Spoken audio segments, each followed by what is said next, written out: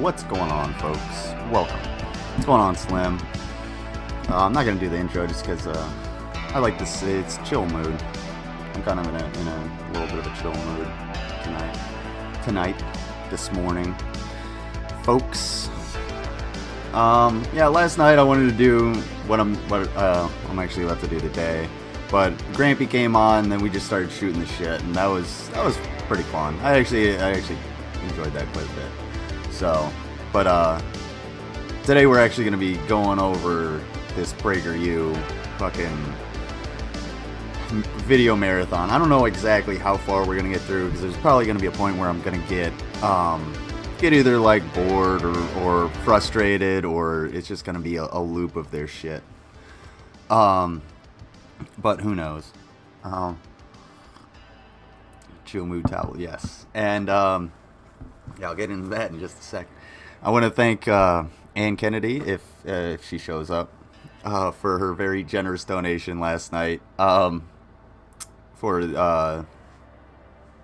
gave me $25, so that was like the very end of the show, unfortunately. So I said, well, I'll do this one shirtless, so why not? It'll make up for it. And we got to watch one of my old commercials, and if you guys, I'm gonna put the long banner on. There you go. If you guys want to see the other old commercial, what's going on, Vila?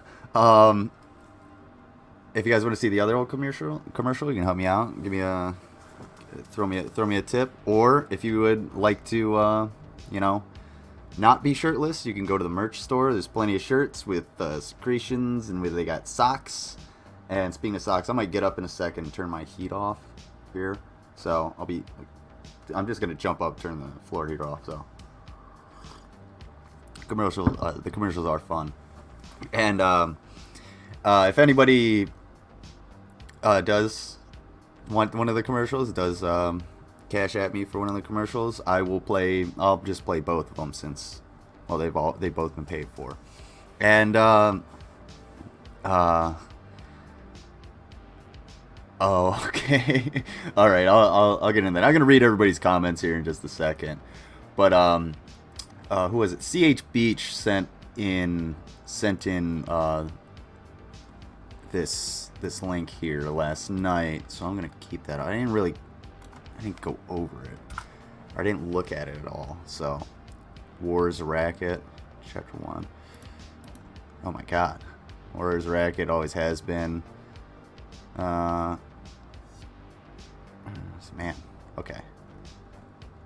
I don't know if General Smedley Butler. All right, we'll have to check that out. Yeah, you can help me out. I still can't work right now. I'm not allowed to work just because liabilities and such. I would like to go back to work, but I still have a wire in my hand, so once that's out and I can actually like move it, and it's gonna be really fucking painful, then I can go back to work, and I won't be sitting here asking for money as much. Yeah, so let me see. Trying to think of what else. Oh, okay, so it's looking like most people are available tomorrow rather than Saturday for some Halloween stuff. I sent out a bunch of messages to a bunch of people, so it's more than likely going to happen tomorrow night. I'll be putting up, notices and whatnot later today about all that, and I'll have everything organized here very soon. And I'll have I got some games. I still got to work on getting some spoopy games, but I did find one, and it is actually from a what was it? Like a team building, like corporate team building exercises or some shit website, and I was just like, wow, this is actually a really cool game. So I'll show that to you guys. It's pretty simple, and it allows for both the panel and the audience to participate. So we'll have a lot of fun with that, and awesome, and we'll have some mango. All right.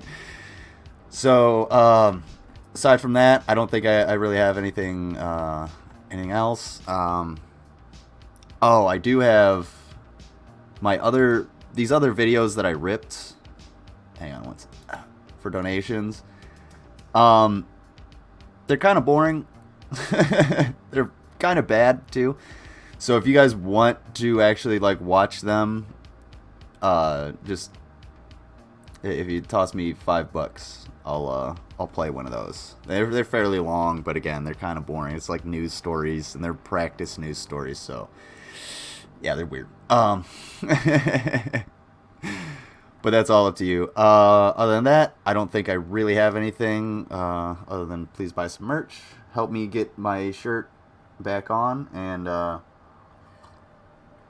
if anybody wants me to keep my shirt off, I guess another $20, and I'll keep it off for next stream. Who knows? We'll see. But regardless, donations and everything aside, thank you all for being here. And speaking of all you being here, let me say what's up to the chat. What's going on, Sydney? Driving but listening. I hope you drive safe. Watch out for everybody else. They're the ones that are going to cause you trouble.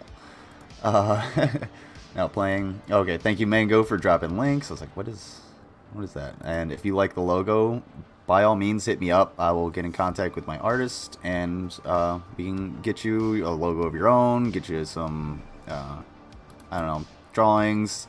If you're into DC, Marvel type stuff, he loves doing that shit, and he's more than happy to do it. Batman is his favorite superhero, just like myself.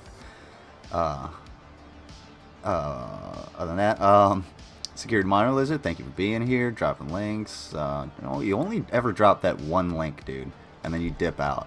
Fucking jackass. Anyway. Chris, what's going on, Chris Durham music channel? Thank you for. I'm gonna get. Like I got back to you about all that, and that's like again, that was all just like production errors on my part for the way. Chris's, long story short, his tags are in there. But if you guys want to support Chris, go to his channel, listen to his music, support him, send him some cash apps or whatever, and. I'll have more of his stuff to play later, because he's been putting out a lot lately that I haven't been playing. So, we'll do something. We'll play some Chris Durham music channel. Slim Living Cyborg, what's going on, man? You're at work. I hope you're having fun. Hope you're able to listen. Hope you're able to make some money. All right, and Vila. Also taking story aspects from my stuff. Really? Shane's not magically talking, so she's medicated and has proof. Blah blah blah. Okay. Yeah. I don't want to. I think just about everybody in the reaction community watched that Shaney video yesterday. No problem, Chris. I love having you here. I love your music too. It's great. It's really soothing. For a guy that really likes like punk rock and shit, yeah, it's really soothing. It's nice to listen to. Especially like the improv, because like someone who's not musically inclined like myself, I'm like trying to figure it out as it goes along. So it helps my brain actually like work. Ooh, just grinding away on heads. Oh shit.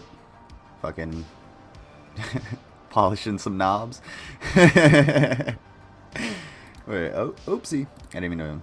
That Security Monitor Lizard guy seems sus, dropping that one link and nothing else. Yeah, I mean, it kind of sus, but he's always, he doesn't cause too much harm, I don't think. Today, Junior. Oh, okay. Yeah. So I think everybody covered that, like the Shaney shit yesterday. It was all the same videos. I'm pretty sure I watched that Shaney shit like 3 or 4 times yesterday, just through other people. Because the first one I saw was XX, and I sat here and listen to that. And man, I need more coffee and whatnot, and everything and whatnot. Yeah, and so like I'm Shaney. Fuck Shaney. That's I'm more interested in like the fact that Rev's gone and he may have actually gotten a job. That's what interests me. Shani's just gonna sit there and bitch and moan and complain about how she's in pain, my fibro, my tits have holes in them because I'm neglectful of my personal hygiene, and I might have diabetes because I'm fat and disgusting, and that's just gonna be Shani until the end of time. She's crying about, oh, I'm dying, I might be dying. Oh, fuck right off. Like, even if you were, nobody would believe you. She's live now saying it. Good, she can go fucking... You guys should go over to Shani's chat and be like, hey, Security Monitor Lizard is more interesting. Let's go watch that. Yeah. Yeah, no, she's not medicated and shit. There's no way she would have gotten all that shit in an hour. Nope. Not at all. That's... Like, it took me like an hour just to get the initial pain medication for this. Like, when I first went. Yeah, I know you're talking about Shane. I was about to say, hey, if you're talking about Vila, holy shit, like, guys, I mean, I'm all for some mud wrestling, but we gotta get her across the pond.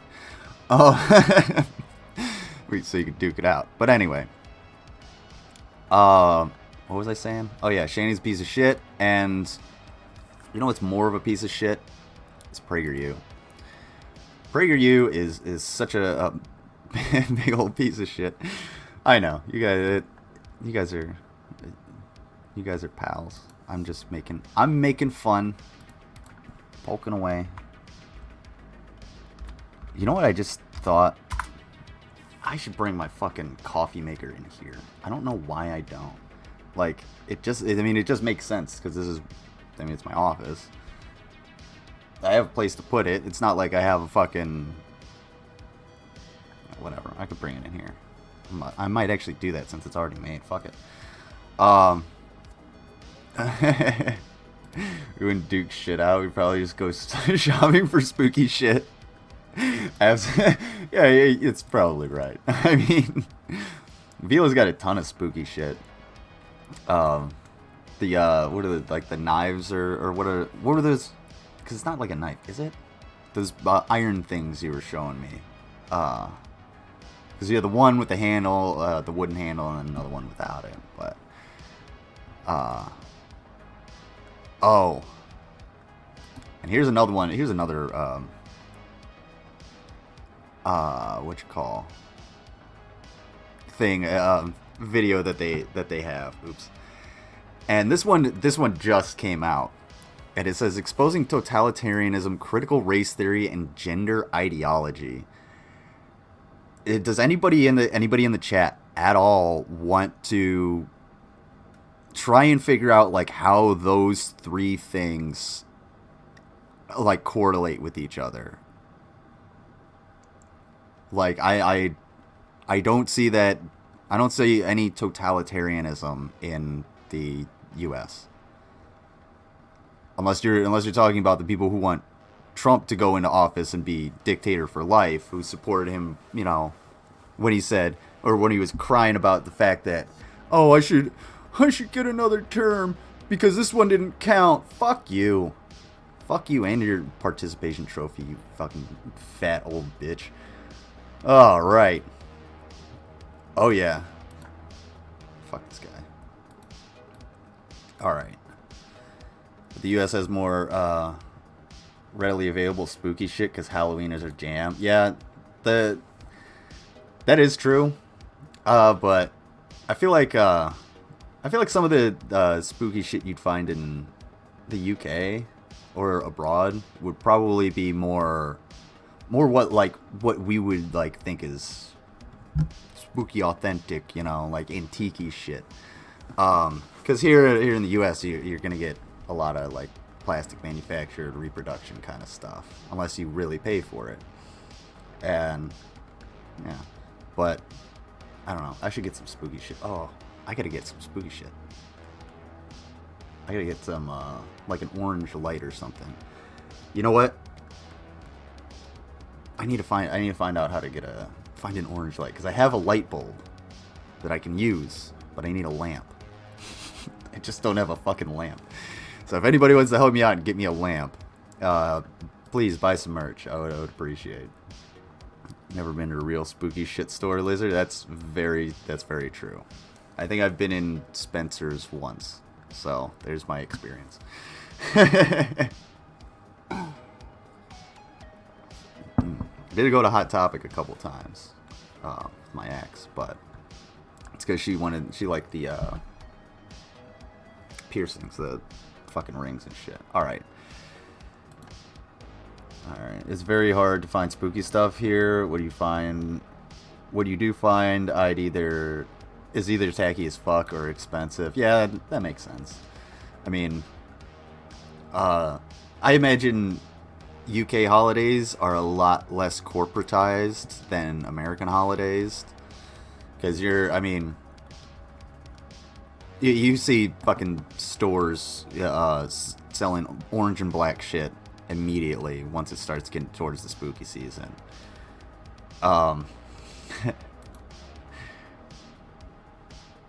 You said that last night. Says, so that man's face is homosexuality is a sin, but his hair says my throat is an overcrowded playground on Friday nights. It's still funny. I love it. Alright. I'm going to... Man, I gotta turn that on. I'm gonna go grab my coffee maker and plug it in. Over here real quick, just so I can have some... Actually, no, I can't do that, because I still got like warm up coffee. Anyway, fuck it. I'm gonna go warm up some coffee and let this fucking asshole... We're at the 2:08 mark. I'm just gonna recap it for about a minute or so, just so you guys get an idea of where we were at last night with any of this. And the long and short of what he said is, the military is extremely important because there's nowhere in the world that has freedom now that would have it without the U.S. military, which is not fucking true at all. And are there any artists in the chat of people who know how to draw? Can you call PragerU and ask them who the fuck, like, what their artist's problem is with left hands? Like, what is this guy's hand doing? What happened to it? What's her hand doing? What is with these fingers? Like, that's maybe it's just the perspective, because her arm is like this. Ow, that fucking hurt. Her arm is out like this. That's a little bit weird perspective. This is just dog shit. You just fucking pencil whip that shit in. And yeah, that guy looks like a lot of...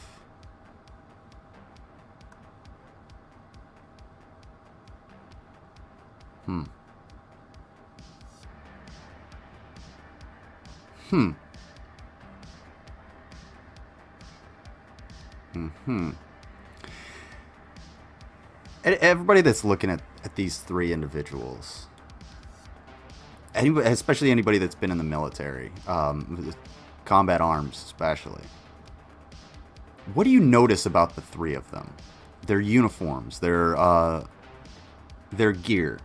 Just take a quick look. I'm gonna go refill my coffee, and I want people to take a look at that. I'll be right back.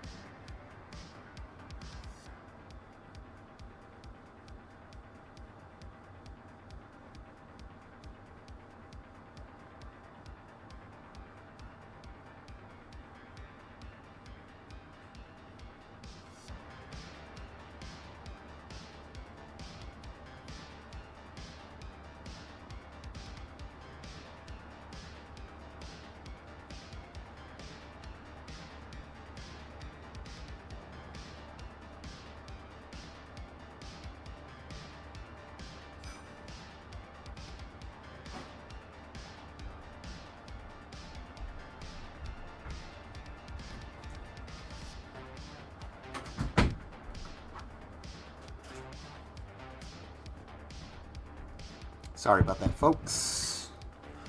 Alright. Only one doesn't have his finger off the trigger. Oh yeah, I didn't realize he had his finger inside the trigger guard. That's true. Yeah, don't put your finger inside the trigger guard until you're ready to shoot. What's going on, Irish dude? Welcome to the show.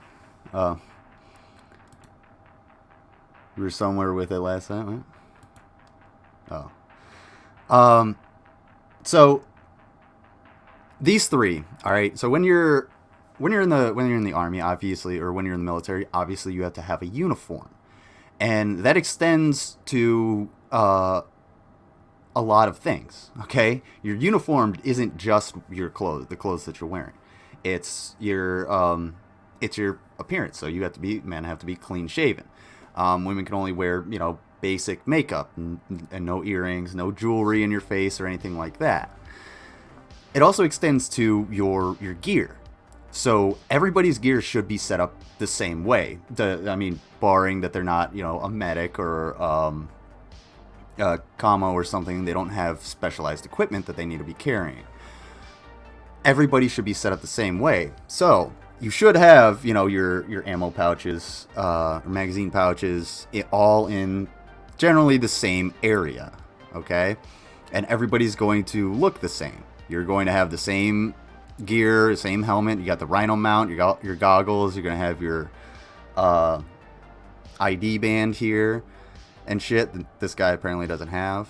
And you're all going to essentially look the same. Why do you think that PragerU made our black gentleman here not only kind of overweight, he kind of looks like Colin Powell, I'm not gonna lie, but gave him glasses and made him look basically out of uniform compared to these two, okay? And this our female here is, she's I don't see anything necessarily wrong with what she's doing. Her gear set up and whatnot. But our white male individual here is the one that's all geared up. He's the one that's the most professional. He's the most soldier. He's the biggest warrior. Now I can understand, that's what they're trying to get. There's a broad range. But this is how they do it, folks. This is what I'm talking about. The glasses on this black guy are essentially like a sign of weakness. Okay?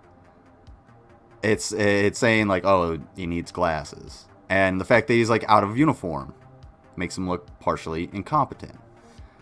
Our female here, again, still more in uniform than the black guy, but still kind of out of uniform, looking a little less professional, not kind of just looking around rather than assessing the situation. Then we have our front guy here, who's all professional up. The reason they do this is to make sure that that this is what an American or a soldier is supposed to fucking be in their mind. They could have swapped out any one of them for this guy, but they chose the white male because it's PragerU. That's what they're trying to portray. And these little subtle things that just fly under the radar are the kind of little bits of propaganda that get into people's heads. So when they see, black soldiers, they might think of them as a little less competent than their white male counterparts or whatever. So just keep that in mind. And I know I said I was going to play this, but I didn't. That might sound like an exaggeration, but only because they have protected us for so long. National security, the protection of citizens from an external foe, is not a given.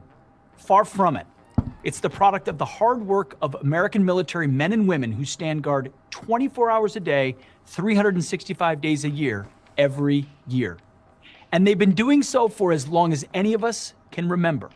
No shit. The First World War, the Second World War, the Cold War, the Korean... What's going on, little Dickens? I guess I missed that last night. As long as any of us can remember, I mean, what? I mean, the military was here before we had a country. So the army was established in 1775, and then we declared our independence in 1776. So, yeah, and I think the Marine Corps might be older than that. I'm not sure. I'm not a Marine, so I wouldn't really know too much about Marine Corps history. But I don't know. Maybe we'll learn something. Korean War, both. But there's a little bit more between. I don't know. Iraq It's wars, really the Afghan this is a war. really weird statement. These were all conflicts that the U.S. tried to avoid, but they were Bit late wars for the that the Second U.S. World fought War. not only for itself, but for good, decent, the and free tab. people everywhere. Where the U.S. military was not ultimately victorious, the Vietnam War, 50 million people were deprived of freedom of speech, of assembly, of press, of travel. Also, I do have to poop my pants because last night I said if he says people are free because because of the American military, I'll poop my pants. So I have to poop my pants at some point. Excuse you. PragerU does not recognize anything before 1776 because it doesn't fit their narrative. Well, their minds are gonna be blown when they find out about the army being created before the country. And I mean, essentially before 1776, nothing existed. It was just basically huts and savages running around, and then the founding fathers signed their fucking names on a piece of paper, and now we have the internet and McDonald's and bikinis and shit. I don't fucking know. Travel, and of religion. As many as 2 million more were brutally imprisoned and murdered. The only reason South Korea isn't an open-air concentration camp like its northern neighbor is because Only reason, America huh? came to South Korea's defense nearly 70 years ago. So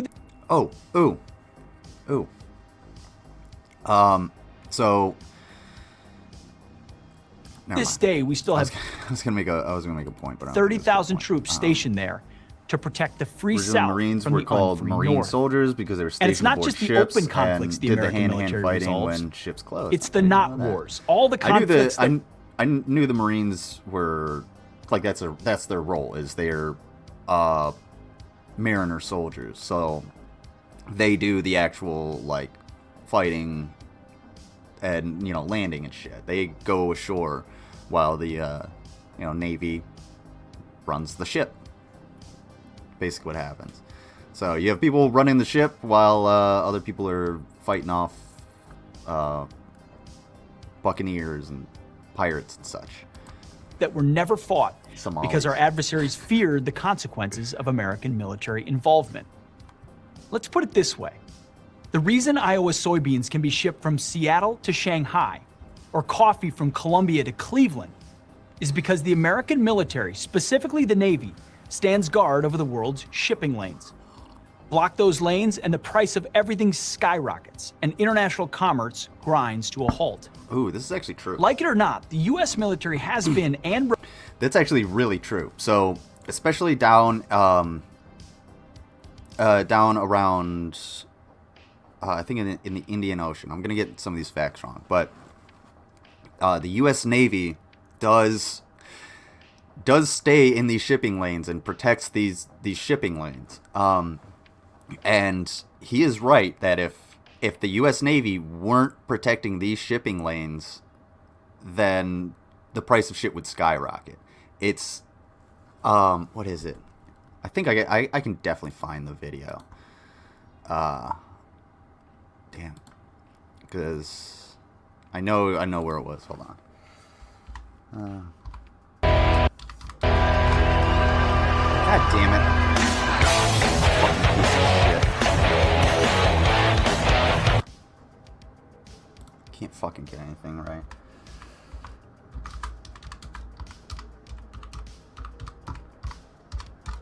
Boom. Okay. HAI. If you guys haven't watched half, is in The Horn of Africa. Horn of Africa. No. Is it the Horn of Africa down there? I don't know, because, man, where did I find it? Like rat-free place. Why the U.S. government? Here's it. Nobody knows who owns fugitives, but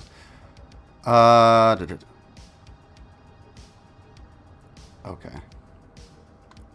All right, I'm not gonna look too much more into it, but no, ships don't tend not to go around the Horn of Africa because, well, that takes way too long. So that's why they go through the Suez Canal, and that's what happened with the Evergreen. When the Evergreen ran aground, the price of shit went up. Like, we're still affected by this. If you're not getting supplies to certain places, it's still because of those few days where that ship was being dug out. Partially. Because that slowed everything down. Now, there's, I want to say it's actually like the Strait of Gibraltar, but it's controlled by the U.S. Navy or U.S. military, and the main purpose is to make sure that, like, the Iranians don't go over and try and take over that shipping lane, because that could shut down trade all across the fucking world, and would require ships to go around. There you go. They don't go around the Cape of Good Hope. They would have to go around the Horn. Like, they would have to go all the way around Africa like they did back in the day. And that would cause shitloads of supplies to not get where they are regularly. And if you think, well, okay, well, I could go without some, tissues here and there.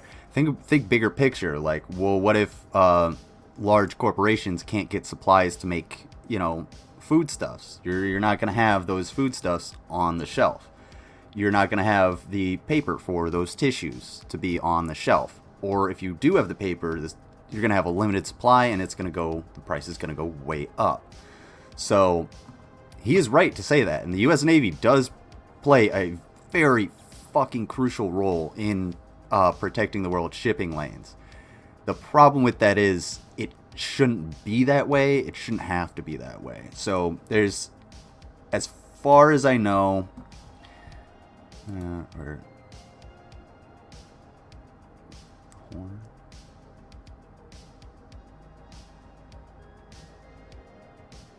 I thought the Horn of Africa was the bottom.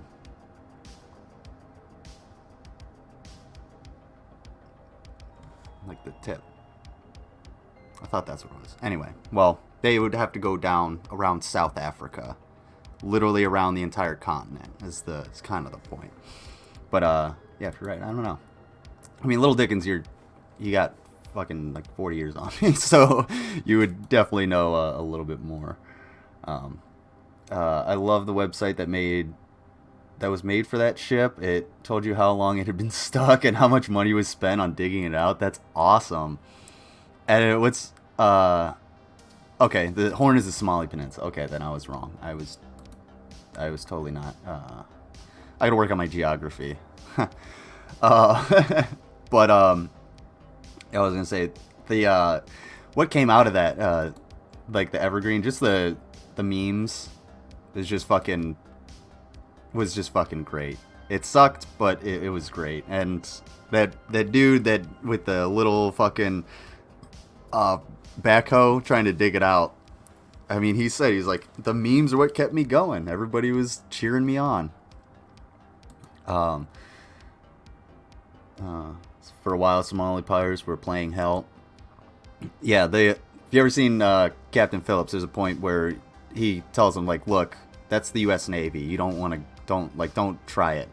Don't go up against the U.S. Navy. And exactly what he told them would happen happened. They were all killed, except for, the one guy who was captured. Easternmost extension of African land. Okay. Is the ship still stuck.com? All right. I gotta keep going to this before I digress too much into shipping lanes and shit. Okay, you guys got a quick correction remains on as geography. I'm a close to a geologist, global not a sheriff geographer. as exists on planet Earth. On the beat, keeping the peace. Don't believe me? Ask yourself this very simple question. What if China disarmed? Or Iran? Or North Korea? Or Russia? Think the world would be a better or worse place? The question answers itself. It would actually probably be a worse place for a lot of people, because if you think that the U.S. military or the U.S. government wouldn't just go in there, if they disarm themselves, and you think the U.S. isn't gonna be imperialistic as fuck, you think other countries aren't gonna be imperialistic as fuck, try and settle some grievances. If Russia completely disarmed, do you think the Taliban would just be like, okay, yeah, whatever, Russia's there? No, they would probably try and go after some fucking Russians. I'm not saying that the Taliban would take over Russia. I'm just saying, in this very unlikely scenario, this dude is making it, is oversimplifying the fuck out of it. He's gonna say, oh, it would be a much better place because these places are evil. Well, that's not necessarily true. All countries are evil in their own way. And one of the aspects of the United States being evil is our racial inequality. And motherfuckers like this and the rest of PragerU don't want critical race theory to be, a thing anywhere. They don't want it to exist because it shows some of the fuck shit that we've done in the United States. It shows the blood we have on our hands. And it shows the stains from that blood too. And they can't handle that because they can't handle the U.S. being seen in a negative light. They just can't. They see the U.S. as just a 100% bastion of fucking freedom. That's why this asshole was like, well, everywhere in the world that has freedom, it's thanks to the U.S. No, it's not. It's usually thanks to the fucking people. What about France? France has a decent amount of fucking freedom. I'm just saying. About the UK, I think I made this point last night about, Vila's still here, the free speech laws. Do they still have free speech? Is free speech still, a thing in a bunch of these places? No, it's not. This guy's an idiot. Now imagine if America disarmed. Yeah, we'd be China fucked. stays up. We would be completely fucked. If the United States disarmed, yeah, we would be 100% fucked. You know why? Because we're always fucking with other people. We're always fucking with other countries. They would immediately try and take us over. And that's only part of it. The United States is fucking massive, if you guys didn't know. Our southern border is fucking long as shit. I think, what is it? 2,500 kilometers or something like that? Yeah. We laugh at the USA. Yeah. The US isn't what these people think it is. Especially not according to the rest of the world. Because the rest of the world, if you haven't noticed, they were laughing their asses off and kind of fucking clutching their pearls at the same time for the last 4 fucking years. And it's not really getting a whole hell of a lot better with, Grandpa Joe in office. Where's my $2,000, Joe? You lying sack of shit. Oh. Let's see. These evil places usually handle shit that the U.S. is not involved in, and he probably wants the U.S. to be involved in shit that isn't necessary. Yes, exactly. Like Afghanistan. This is the motherfucker that wants to stay in Afghanistan. This is the motherfucker that's gonna will sit there and criticize Biden. Oh, you just gave him. The exact same thing would have happened under Trump.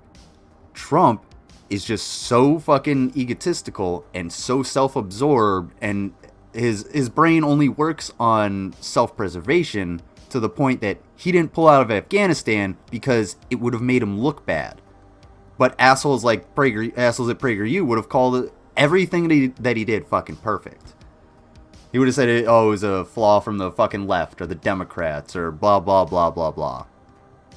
Or I bet it would have been, the Obama-trained Afghan army left all of these weapons and left all this equipment to the Taliban. That's probably what it would have been. I wish I could set up these scenarios. Out of Taiwan or Hong Kong, Iran out of Israel, North Korea out of South Korea, Russia out of Eastern Europe. And those are just state actors. Islamists would quickly return, bolder and more vicious than ever. Here we go. In short, new conflicts would spring up and old ones reignite all over the world. Hey, fun fact. The if you want to talk about terrorist threats in the United States, they're more likely to come from people who look like this and go to a regular church than someone in a fucking turban that doesn't even speak the language. Yeah. Right-wing white supremacists, the terrorists, these are the biggest threat to as far as terrorism goes in the United States. It's domestic terrorists that look just like this motherfucker, who think that and there was a clip from Charlie Kirk having a fucking town hall or some dumb shit that small face motherfucker has, and he hold on. Oh yeah, the motherfucker gets up and he's like, when do we actually like go in and pick up our guns and kill these motherfuckers? And Charlie Kirk had to be like, look, I denounced that. I have to. And this guy pushed issues. He's like, why? What? When is it? When is going to be the time? These motherfuckers are just itching to pull that trigger. What they don't understand is that they don't live in fucking reality. Because the moment they pull that trigger, someone else can pull a fucking a trigger on them. And guess what? The U.S. government will crack down on you. We saw it on the fucking on the 6th. It's not happening in the way it should, but it's happening. It's easy to pin things on others when you're in a cult, or when your cult calls for it. Jesus Christ. I'm having issues today. Trump did the negotiations with Taliban, signed the agreement in early 2020. Yeah, and he wanted to make sure that those that we were pulled out of Afghanistan in 2021, because he knew that there was no guarantee that he would have a re-election. And what's going on, Ms. Parker? I saw your novella thing this morning. That was hilarious. Yes, somebody paid me. Thank you. What was I saying? People in the U.S. Saw that in 1-6. Green. Okay, so he knew that if he didn't get reelected, all of this shit would fall on the next president, Joe Biden. And that's exactly what happened. It's the same thing that was predicted with the, what was that shit called? The Red Mirage during the election. Because the right in this country demonized the fuck out of mail-in voting. And it was the left, the Democrats, who did most of the mail-in voting. So that was counted after the election night votes, which were mostly people voting in person, who were mostly right-wingers. So you got this red mirage, and then we got President Joe Biden. And that's that's how this shit happens. Sorry, I got it. Freedom would be in retreat. I digress. Every single day. That's the dystopian future of a world Everyone without I've met the in a U.S. turban military. in the U.S. has been westernized. And that's because across the more globe for the last 100 than years the far and right more, has ever been. the bad guys have been thwarted. People like Not PragerU only by don't the want to American accept military, that. of course, Absolutely not. but in every No, major they have to have a fucking demon. They have to have an other. It's just like I don't know if you guys saw this recent video, and it's armed robbers come into a gas station. This dude turns around immediately and fucking rocks this dude, and saves the day basically. Great, fucking awesome. Well, I saw him getting an award from the sheriff for his actions, and I was like, I saw him and he's wearing all this fucking Trump shit, and I'm like, okay, yeah, whatever, of course it's what you're gonna wear. Fuck you. Then I started just like thinking about it a little bit more, and I was like, how many people out there were thinking like that guy did great because he disarmed those robbers? And how many people are out there thinking that guy was great because he fucked up those black kids. Because I think they were black kids. I had to watch that shit again. The they, not the they. Yeah. Hold on, what was it? TIE fighter jet. I don't want PragerU involved with the military. Yeah, unfortunately, they're far too involved with the fucking military, and they're too involved with schools. If your kids are in school and their teacher is showing them PragerU, fucking say something. Seriously, say something. Be like, look, you don't do this. You need to learn how to fucking teach or get the fuck out. Because if you're gonna be slopping propaganda down my kid's throat, then we're gonna have some problems. Where I live, men in tournaments are always Sikhs, and one got shot walking about a mile from my home 2 years ago by some fools. So far, the killer has not been found. That's horrible. And you know what? That's true. Most people in turbans are Sikh, and Sikhs are. It's extremely peaceful religion. So look it up. And the people who are in like turbans and shit from the Taliban, it's a different turban. Look at it. Look at it, guys. Conflict. Have a little American fucking situational military awareness, force folks. has been decisive.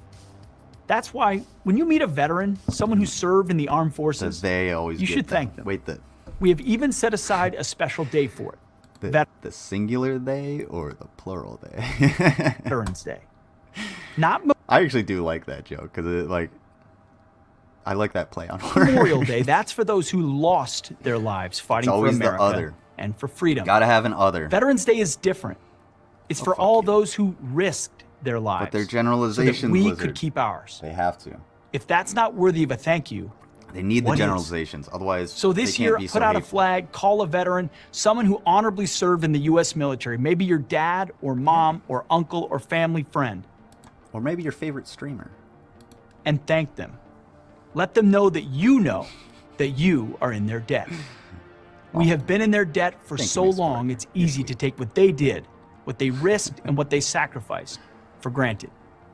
We shouldn't. Veterans Day is meant to remind us. This year, don't forget. I'm Pete Hegseth, U.S. Army Major for Prager University. Of course, you'd be an officer. I want to expand on that a little bit because Veterans Day is coming up soon. If you know any veterans, just ask them if they're doing all right. Because like for me, like Veterans Day, Memorial Day, anniversary of my buddy dying. When those days like come around, I just get nervous. I get anxious. I get in a shit mood, and sometimes it's nice just to have somebody to fucking reach out and be like, hey, I appreciate you, you know, I hope you're doing okay. Just because, I don't want to fucking think about that shit. Because there's so much. Oh, thank you for sharing my video, Miss Parker. You're the best. God, I gotta do something about this. Slim live aside, but my father is a Vietnam vet. And thank him for his service. Because, like Grampy Lobster, Veterans Day was a day of holy obligation. What? Did I miss something? Favorite streamer? I'll be sure to call Billy. All right. Hey, well, fair enough. Hey, I can't make you love me. Yeah. Just make sure people are doing okay. And okay, at our house. Yeah, I know a couple people that are like that take it a little too seriously. Fetishizing the flag is one of my least favorite things. What was I gonna say though? But you're evil. You're not evil, Miss Parker. You're just fucking really good at fucking with people in the right way. I don't know. I really want to see how this Alexandra Myers shit plays out, because she's really dumb, and the fact that she tried to sue a lawyer and then represent herself in court, and in that case, is just a testament to her stupidity and incompetence. So, and that's, I mean, we could put the bounce check aside. That's just sad. My grandpa hated Veterans Day. He didn't want anything to do with it. Yeah, I know some folks like that. And like I just sometimes I don't want to fucking talk about it. So I don't like people asking me about like if they're like, hey, do you want to talk about, you know, whatever? And that's why I put that post up about my buddy, and I said, don't DM me. I don't want to fucking talk about it. I've lived through that shit enough that I don't need to anymore. And that's just some things you gotta take into account. And when Veterans Day, Memorial Day, and stuff like that come up, by all means, just reach out. Same thing I say about, you know, someone grieving or anything. Reach out, wait for them to reach back. 22 U.S. veterans a day kill themselves.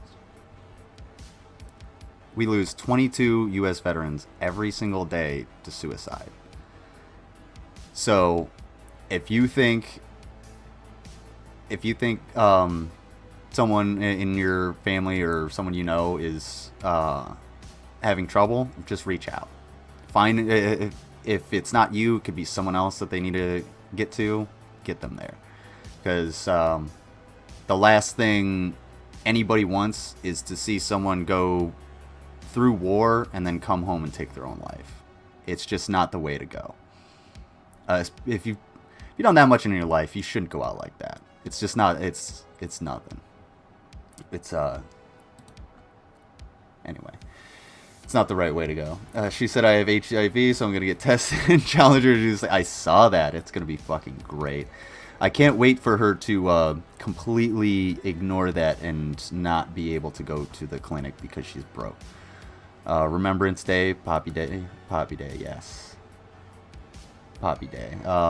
I still get, like, I still take the poppies every time they're handed to me because, well, it's important. Black hearts. I love it. All right, let's see what the next video is. This video was made possible by a generous grant from Colorado Christian University. Find out more about them at PragerU.com/CCU. Oh, hey, if you guys want to also know where the sources are for any of this information that these people have, we can just go down to the bottom and use the same link that he just gave, PragerU.com. That's the only time they actually like source. That's the only place they source any of this. So, yes, it's all circular. Planned Parenthood does HIV testing for free. Just saying. Hey, that's support Planned Parenthood. Mango Jones does a lot of shit for Planned Parenthood. I'm gonna stream it and share the experience. Sweet, can't wait. We get to see Miss Parker in a fucking hospital gown, maybe. Though with that, we celebrate all soldiers, not only USA ones. Yeah, that's true.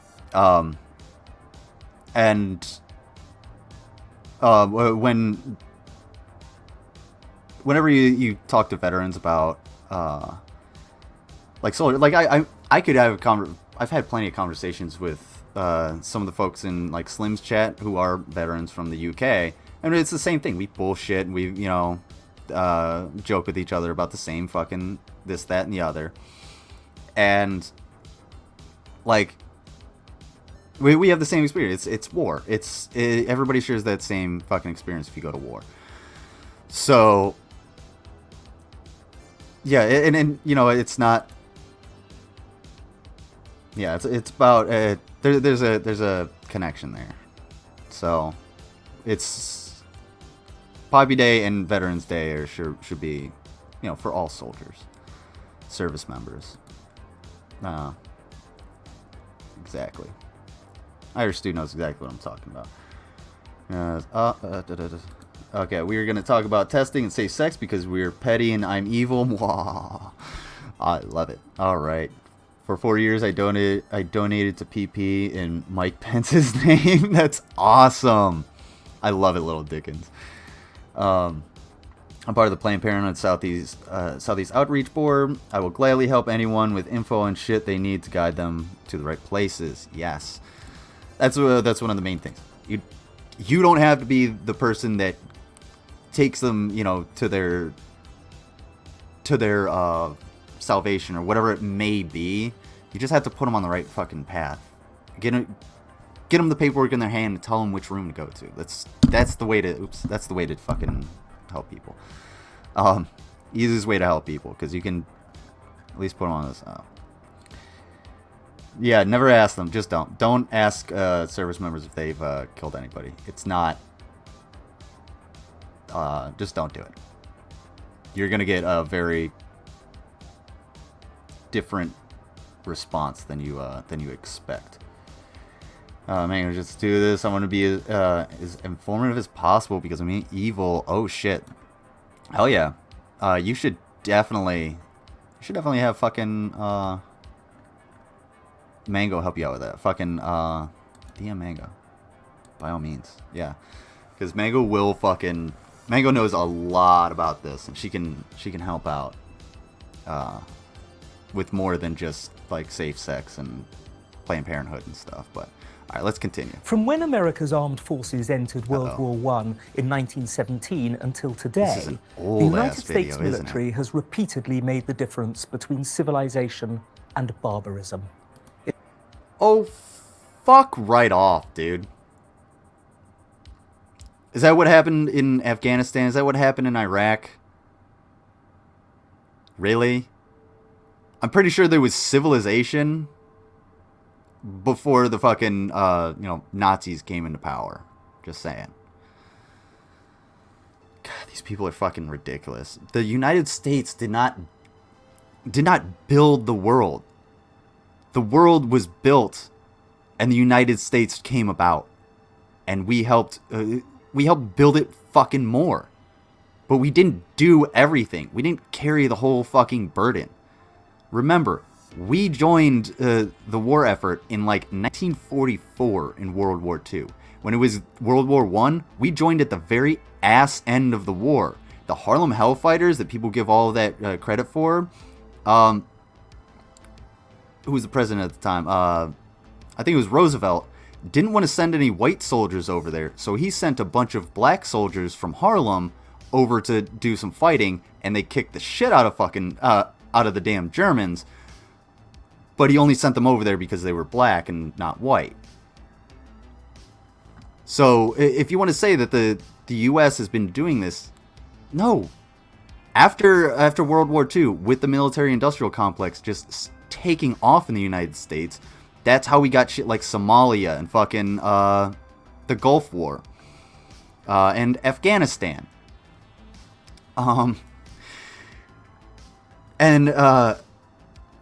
We went to a lot of places we didn't need to fucking be. And we lost a lot of lives that we didn't need to lose. Lost trillions of dollars that are just vanished out of the pockets of Americans because, well, they were spent. They're spent cartridges in some fucking jungle somewhere. It's no exaggeration to say that a militarily strong America it's really good is the one PragerU puts out isn't prerequisite patriotism, for a it's peaceful jingoism. and prosperous world. And jingoism is like, right? What is it? Exceptionalism, sort of. A lot of what they like to say is like American exceptionalism. Military strong U.S. equals peace and prosperity. Yeah. I don't know, man. I've met some fucking Iraqis that are really not too happy with the U.S. invasion. And they weren't even like fighters or anything like that. So yeah, your country is perfect. Yeah, that's what it is. And that's kind of where the American exceptionalism comes from, is that jingoistic mentality. Because it's okay if the U.S. does it, not okay if anybody else does it, right? So that's what the other guy was talking about with disarming. It's okay if everybody else does it. It's not okay if the U.S. does it. No, we can't do that. It's a little bit the other way around. But these people just don't. They think the U.S. is far more than it actually is. As well as our own common sense, bears testament to the fact that when America's armed forces are powerful, focused, and feared, the globe is a better place than when she is weak, unprepared, and vacillating.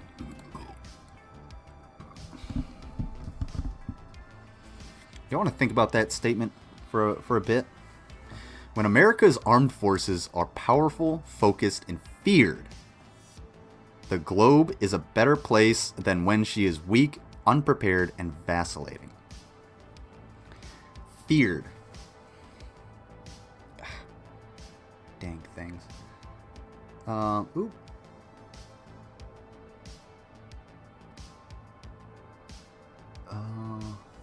Sorry. Thought it was important. It wasn't. All right.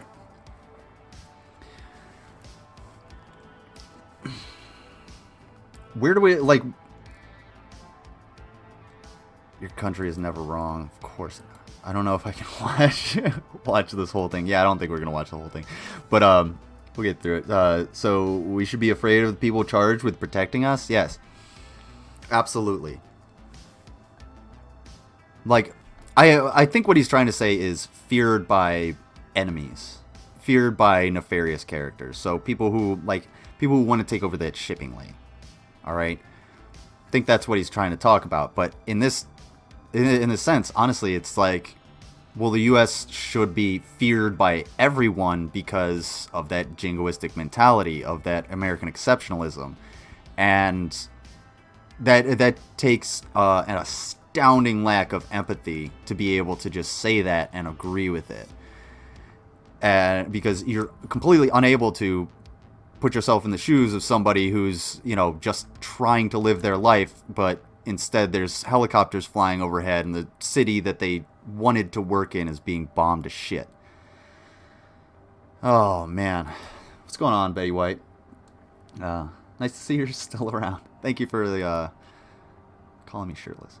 And man, I appreciate that. Yeah, and these same people are tend to be a lot more like fundamentalist Christian and shit like that. So what do? They fear God, but God loves them. Now, anybody in my chat that's ever been in an abusive relationship, one of the telltale signs is, correct me if I'm wrong, is I love you, but if you do anything, I'm going to punish you. That's not real love. And that's the same love that they see in God. You shouldn't fear someone that loves you. It should never fucking happen. You should never be afraid of someone that's going to protect you.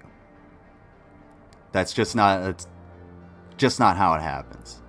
So I think he was going with feared by the enemy, but in this it has a different air to it. In the past century alone, there have been 4 great threats made to peace, democracy, and freedom. Each of them have come from enemies that hate and fear what the United States stands for, as laid down in her Declaration of Independence, Constitution, and Bill of Rights. 3 of these have come from differing mutations of fascism, and one from its totalitarian twin, communism. In each case, it has been the US... Communism.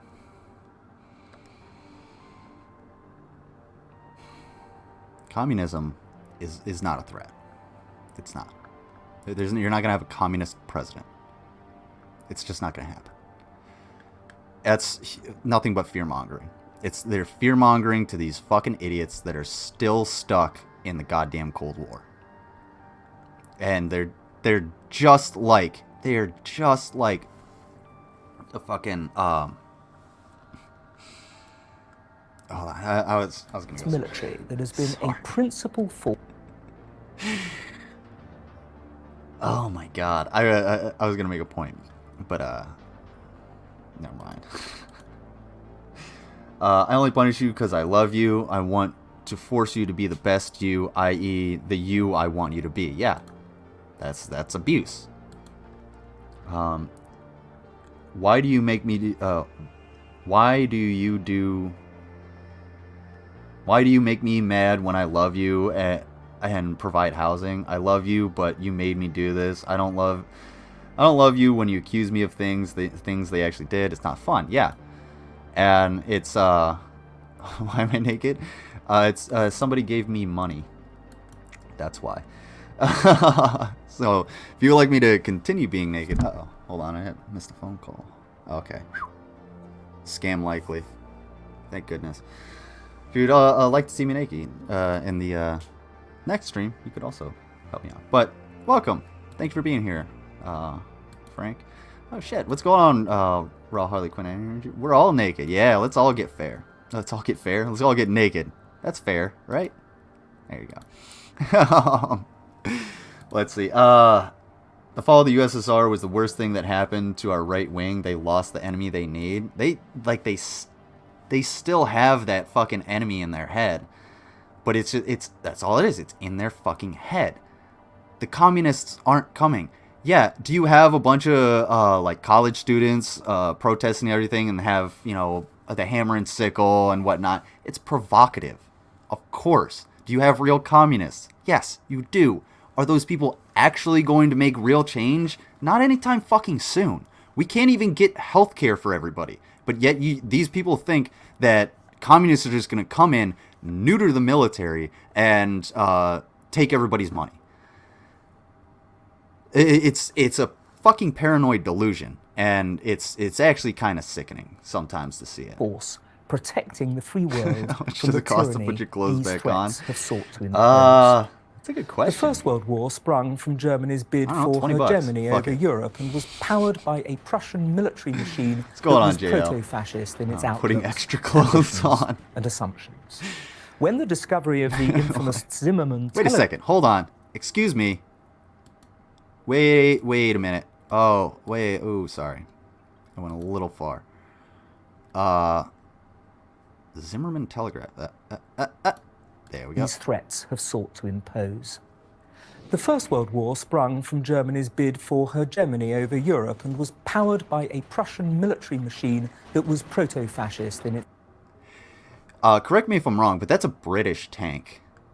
I believe it was the British that came up with the first tanks. I know the French had small tanks, but I'm pretty sure this is a British invention. And these lumbering pieces of shit didn't really do a whole lot in the war.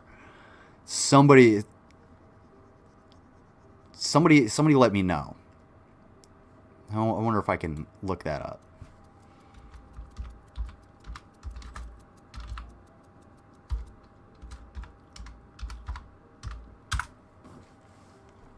I gotta look at it. Images. Yeah. See, okay. See, this is what they had. They had the what was it? The Sturmpanzerwagen, the storm tank, basically. And then yeah, this is early Panzers. Okay, here's an early Panzer. This is German. Okay, so maybe they did early tanks. So maybe they did have something similar to that, but this is the actual tank that they're looking for. I believe this is a British tank. So, get your shit together, guys. Get it right. It's an Australian tank lizard. All right. I'm not that well versed, but if it is Australian, I wouldn't be surprised. PragerU is Russian propaganda. Yeah, kind of. I mean, they do spout off a bunch of bullshit that the Russians love having us think. What kind of accent does that guy have? He's got these British. its outlooks, ambitions, and assumptions. Anybody from the UK can tell me where this guy is. When the regional- discovery of the infamous Zimmermann region- telegram revealed that Germany wanted to extend the How war dare you, even TIE fighter into jet. the I might American get timed out for heartland, that. the Wilson administration sent hundreds of thousands of young American recruits, nicknamed Jeez, we used to doughboys, go- onto the battlefields of Europe and tipped the balance in the World War I Allies' was basically favour. a family fight among 25 Queen years Victoria's later, descendants. the Yeah, American that's actually true, because I think all of the monarchs and like the heads of state were descendants of Queen Victoria, and it is a British tank. See, Dr. Roxo knows what's going on. More like TIE fighter jet. Ooh, burn, dude. That's rough. I don't know, man. You're gonna have to try and recover from that one. I don't know. That was very succinctly put, Lizard. Oh, thank you. I try. I'm a peach and Ty is a bitch. I'm gonna have to agree. Mango is a peach.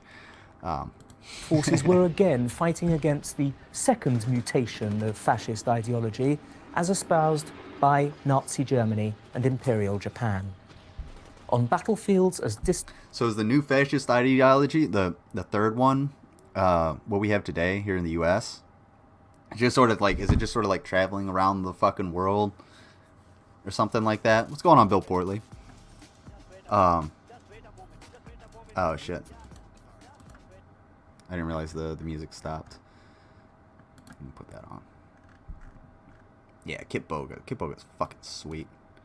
If you guys haven't watched Kit Boga, go watch Kit Boga. All right. My farts are deadly. Do they have a lot of thrust? distant from America as shit, tiny islands yeah, like where's the new fascism? in the South Because Pacific. I feel like we're seeing a lot of it villages here. in Italy and desolate towns in northern Africa, as well as on the sea in the Atlantic and in the skies over Germany. The American armed forces made another invaluable contribution. We did a lot. Kit Boga is my mom. Kit Boga helps me sleep at night. I woke up later than I usually do. Oh, well, congrats on sleeping in. Have fun. I don't know. Welcome to the show. Yes, and if you're enjoying the stream and want to support it, you can buy some merch. Help me out. Again, I can't work for a little bit, so if you want to see me put my shirt back on. Well, actually, if you want me to keep my shirt off, I will keep it off for another $20. But if you specifically give me $20 and say put it on, then I will put it on. But and also, if you guys want to see these commercials that I made when I was in training, there's some money you can help me out. You guys always get something for helping me out, and I always appreciate anybody that donates. Thank you so much. It really helps right now. But I was gonna say, the U.S.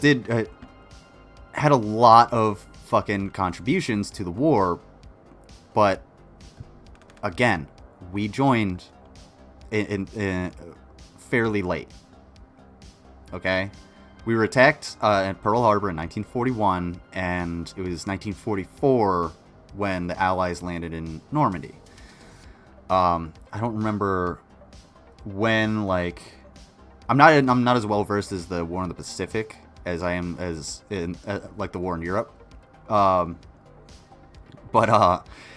Ty, if you are eating dog hair, try drinking it. It's delicious. It goes down way better. Anyway, but wish you could on pending painting to get a new roof. Spend money on your roof, dude. My homeowner's insurance refused to insure me due to my shit roof. Yeah. Or are you saying shale roof? Oh, that sucks. Oh man, that's bullshit. They won't get it because it's shale. Fuck them. Fuck them. That doesn't make any sense to me. They'll find any excuse though. Sure, what I was gonna say, but yeah, shake roof. What do you mean shake roof? I don't know. I've never heard of a shake roof before. I've worked on I actually, when I was in high school, one summer while my brother had a painting business, we stained someone's roof. Like, put wood stain on it because it was wood. It's a wooden roof. Wooden tiles, but okay, shake, yeah. I guess that's what it was. It was a shake roof. I didn't realize that's what it was called. This was like a $2 million house, dude. This is fucking big. But anyway, that's neither here nor there. But yeah, guys, spend the money on yourselves. I normally wouldn't be asking for it if I didn't actually like need it. But yeah, spend the money on yourselves if you need to. That's all. To victory. Yet the fight for freedom wasn't over. Oh, that does Almost make as sense. soon as World War II ended, a new threat That arose. does make sense. The red fascist version. I mean, that they wouldn't want to insure it because it's wood. I mean, it's likely to fucking burn. They're not going to take that risk, I guess. That's bullshit, of totalitarianism, Soviet communism. It soon cast its shadow over Eastern Europe as well as parts of Africa, Asia, and Latin America. American military might, deployed intelligently and globally, played the key role in neutralizing and then ultimately bankrupting that terrible menace to the free world. When victory in the Cold War in the late 1980s and early 1990s finally came under the presidencies of Ronald Reagan and George H.W. Bush, it was because the US armed forces were kept strong enough to deal with the ceaseless probing and provocations of the Soviet Union over nearly half a century. Since Yeah, like,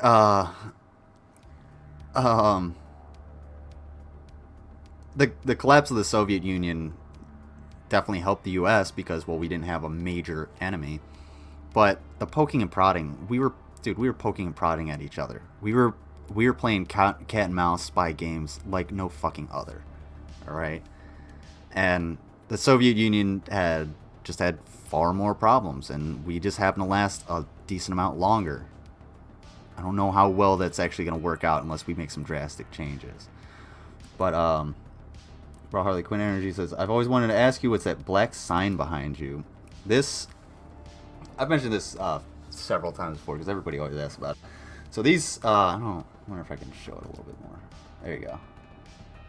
So that used to be posted on the, on like the chicken plate. So when you were a gunner or not, yeah, it would be posted on the chicken plate, or it'd be posted on your trucks when you're in a convoy, and it says stay 100 meters back or you will be shot, because that was a threat. If you get within 100 meters, well, I'm gonna shoot you in the fucking face. Don't come close to my convoy. That's just how it's gonna go. Because people would drive up with, car bombs, a VBID, a vehicle-borne improvised explosive device. So they'll drive up as fast as they can to try and get as close to you as they can, and then blow up that vehicle, because you could have a few hundred pounds of explosives in there, as opposed to a single person that can carry maybe like 20 pounds, 30 pounds of explosives, depending on who they are and what they're actually trying to do. And it says it both in English and in Arabic because it was the Middle East. And these became really popular. Like these signs became really popular, and the Iraqis, being the ever the savvy businessmen, ever the capitalists, were like, let's print that shit on a flag. And this is like super duper thin material. They're like, we'll sell it to the fucking Americans. And I bought a bunch of them for my friends because, well, we love them. And gave those dudes a bunch of fucking money. And yeah, is it kind of fucked up that they're profiting off of this particular thing? I guess, but it happens. And yeah, so that's what it is. It just says stay back 100 meters or you will be shot. So stay back 100 meters or you will be shot. That's kind of what how I deal with people coming to my house. No uninvited guests. Now, you're not necessarily going to get shot if you come within 100 meters, but no uninvited guests. Let's just say that.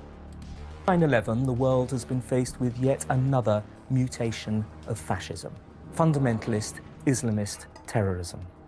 Taking on many of the features of earlier fascist movements, hatred of democracy and Christianity, a fanatical anti-Americanism and anti-Semitism, and a desire for utter uniformity. Hatred of democracy and Christianity. Well, the way these like fascists in America practice their Christianity, it seems like they do hate Christianity, because they're not good Christians. They're terrible people. Look at people like fucking G-Man. Not saying G-Man's a fucking fascist, but still. Yeah, definitely. Guess they're overrated. Unless they're there for good reasons.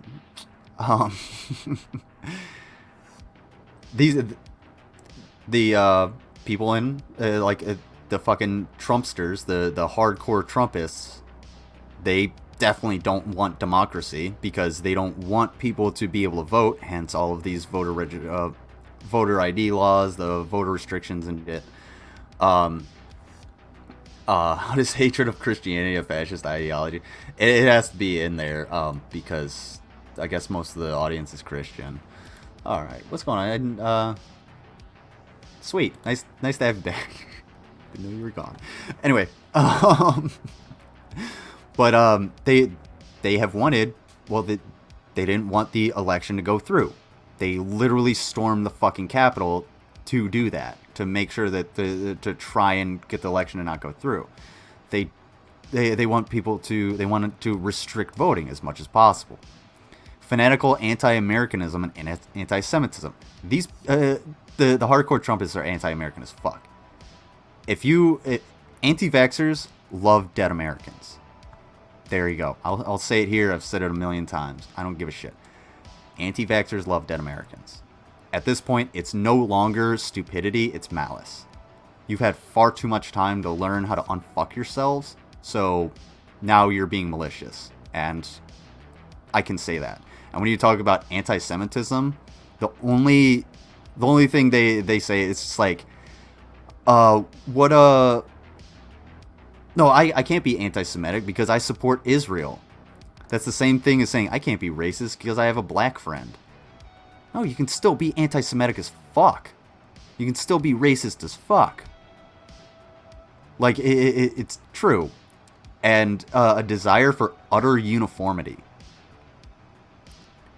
The motherfuckers that are constantly fear-mongering about the other are trying to tell you that leftists who want healthcare and education are here to make sure everybody is uniform and the same. And kept in line. I don't know about you guys, but in my experience, I haven't met a whole lot of leftists that really like licking boot. Just not their kind of thing. Kind of a little bit more rebellious every now and again. But maybe that's just the nature of these different ideologies. Who knows? So PragerU can fearmonger, exactly. That's all they do is fearmonger. Nazi ranks had people of very varied religious leanings. They were followers of Christianity. Yeah, the Nazis were Christian, and I'm not gonna.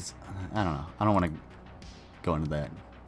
The vast majority of Germans belonged to a Christian church during the Nazi era, which makes a whole hell of a lot of sense too, because Christianity would be the main religion, and it would be back in the day before we had internet and everything like that. There was churches were the congregation area. That's where you did a lot of your community service and stuff, so it would make a lot of sense. I like my free healthcare so much. I think everyone should have it. Yes, I've said that. I said that like 3 fucking times. I like this. Like for going to the emergency room for this, I got an optional survey.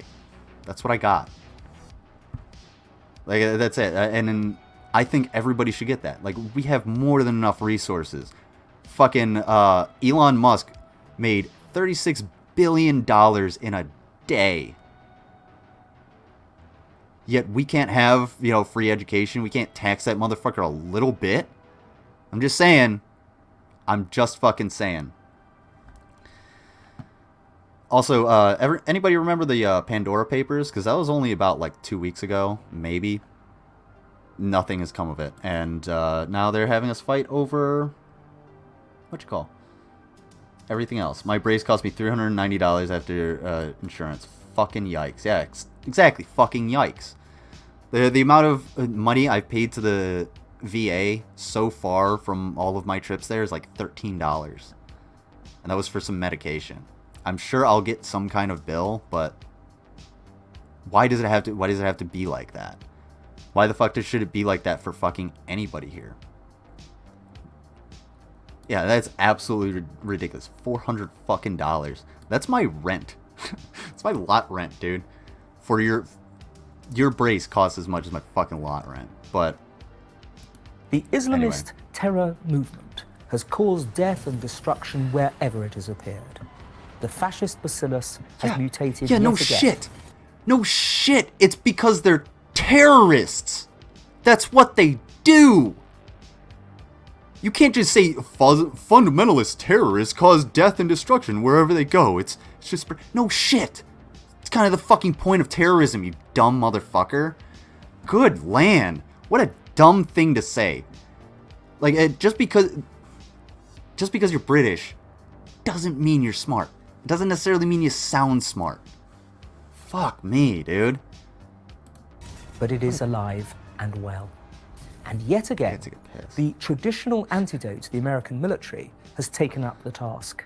By taking Prager on... said Nazis were Christian haters. Not a markup for Nazis, but a mark against Prager state. Yeah, that's true. Yeah, like, yeah, that's actually a really good fucking point. Yeah, that, like,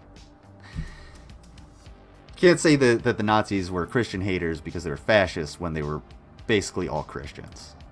So, at least in one way or another. Oops. Elon Musk was crying the other day about potentially paying more taxes. What a douche. Yeah, he can go fuck himself. Maybe he should, if he wants people to see some fucking tears and feel sorry for somebody, hey Elon, why don't you take a camera out to the fields where kids are picking up cobalt off of the ground for your fucking car batteries? Pretty sure they have a tear or two to shed, but then again, something tells me they have a bit more tenacity than your fucking trust fund ass.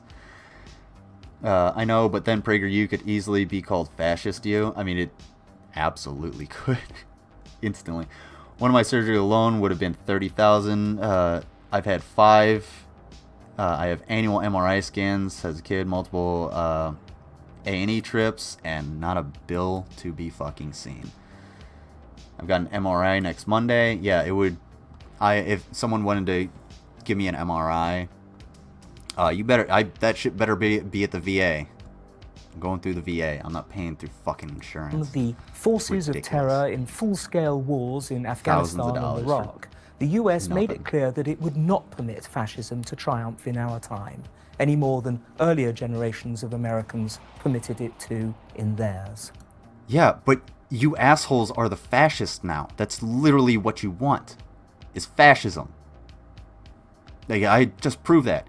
For fuck's sake, the right wing in America has more in common with the Taliban than they do with the Constitution. All this has come at great cost in lives and money. The cost of these precious lives, men and women fighting for others' $1,300 after far from insurance their for own an homes, MRI. can never be repaid. But the money, a defense budget that is by far the largest... And what happens if you're in there and you're like, when I got my MRI for my back, what happens if you're in there and like all of a sudden you like jostle a little bit, so they have to do it again? Like, that's exactly what the fuck happened to me. I try. Thank you. I am fortunate I have Social Security backed up with TRICARE for life. I wish all Americans had what I have. Yeah. I don't like... I just want motherfuckers to be happy and healthy, because I've seen plenty of people not go to the hospital for shit that they really just need to go to the hospital for, and the whole reason is because they can't afford it. It is...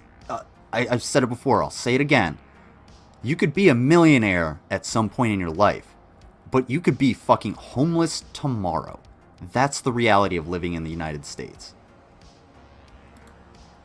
100% of my healthcare is through VA lately. I have health insurance to cover my kids, and that's good. I have health insurance if I need it. Like, it's like backed up insurance, and that's exactly what the healthcare debate has been about. You can have the supplemental insurance. The insurance companies are still gonna fucking be there. Oh, I'm sorry that these massive corporations that fuck everybody all the time are gonna, dwindle away a little bit. But if you're rich as shit, you can have that extra insurance. Everybody else still gets healthcare so that they can work and go to school and do things properly, without having to slow down the system or anything due to a simple ailment. In the world has been well spent. It has protected the I have bills honor, from giving power, birth in the ER, triage. $2,700, and I didn't use any equipment for the actual birth, and was just discharged the next day. $2,700 to have your kid. Ridiculous. Also, 80% service connected, so I'm pretty much on the premium plan. Yeah, okay. Yeah, you got I have like zero. I don't get any disability or anything like that. I'm actually in fairly good health. Believe it or not, I could probably eat more, drink less, but well, I don't drink much. What you call? But yeah. So I don't get any of that, but I do still get the health care because, well, it's the VA. Would you rather be homeless or in jail? I'd rather be homeless. At least you could find entertainment 2 miles away. Honestly, I'd rather neither, but if I were gonna choose, man, that's actually, I don't know. I might choose homelessness because you have more opportunity to actually like get out of that homelessness if you find the right people. I mean, there's nothing wrong with being like, hey, I'm homeless. I need a job. I need to work so that I can get a home and find easy work so that you can fucking work your way up. It's a son of a bitch. It's hard, but you can do it. Can't do that in jail. Not my kid, someone else's kid. Circusy is interesting. Yeah, well, hopefully they paid paid for the insurance. Joe Biden sucks. What's up? Yeah, I agree. Joe Biden does suck. But what does the acronym stand for? That's what I want to know. In which the cause of freedom ultimately relies. I've talked to homeless women. Their lives are living hell. Yeah, I can imagine. Lies. Being a homeless woman must be even worse because there's always the threat of like rape and murder and especially human trafficking. Like, and for fuck's sake, if you're indigenous and you think the U.S. government doesn't give a fuck about you, try disappearing. Try getting kidnapped. They're out of sight, out of mind for them. Seriously. And if you're homeless through no fault of your own, yeah. Fucking, yeah. It is scary. Oopsie. Sorry, I don't want to put you in timeout. It is fucking scary. Acronym or an emphasis? That's an acronym. If it were an emphasis, it would have stars or something. I don't know, but that's an acronym. Anyway. Yes. Where's my $2,000, Joe? When the United States armed forces are weak as they were before the Second World War, real quick, when I'm going to let this had play. only the 14th I'm going largest to army take a in the quick world, early break and the get a likes little bit of more Adolf coffee, Hitler and I are will be encouraged right to make back. larger and larger demands.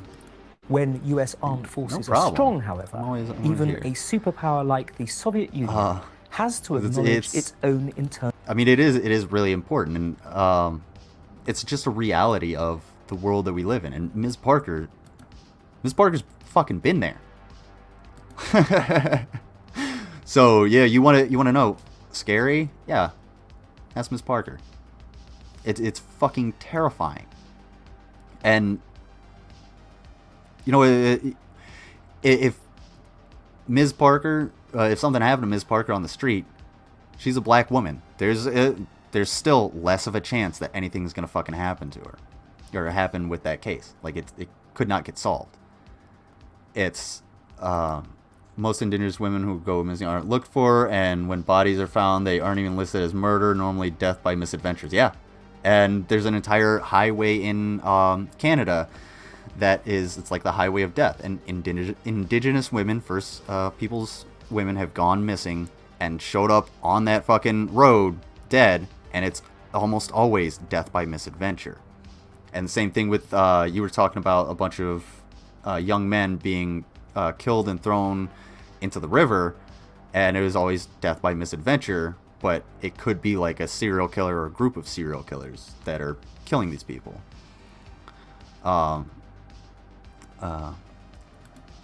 It's actually for algorithm purposes. Okay, I love it. That's awesome. Mango Jones, I am hated by Soros and Silicon Valley trolls that lurk around YouTube. I can imagine. Those guys are the fucking worst. Just wait until the atheist trolls get you. Right, Internal contradictions and inability to overcome. All right, that's what I was saying. But yeah, 9 bodies were found in the hunt for Brian Laundrie, but they won't talk about them. They won't talk about the indigenous women that were missing near where Gabby was found. Yeah, why did Gabby Petito get so much media coverage? What about those 9 other bodies? What about all of the homeless people that go unidentified? Did you guys know that there's an entire fucking island off of New York that they use to bury unidentified homeless people? This entire island is reserved just for that.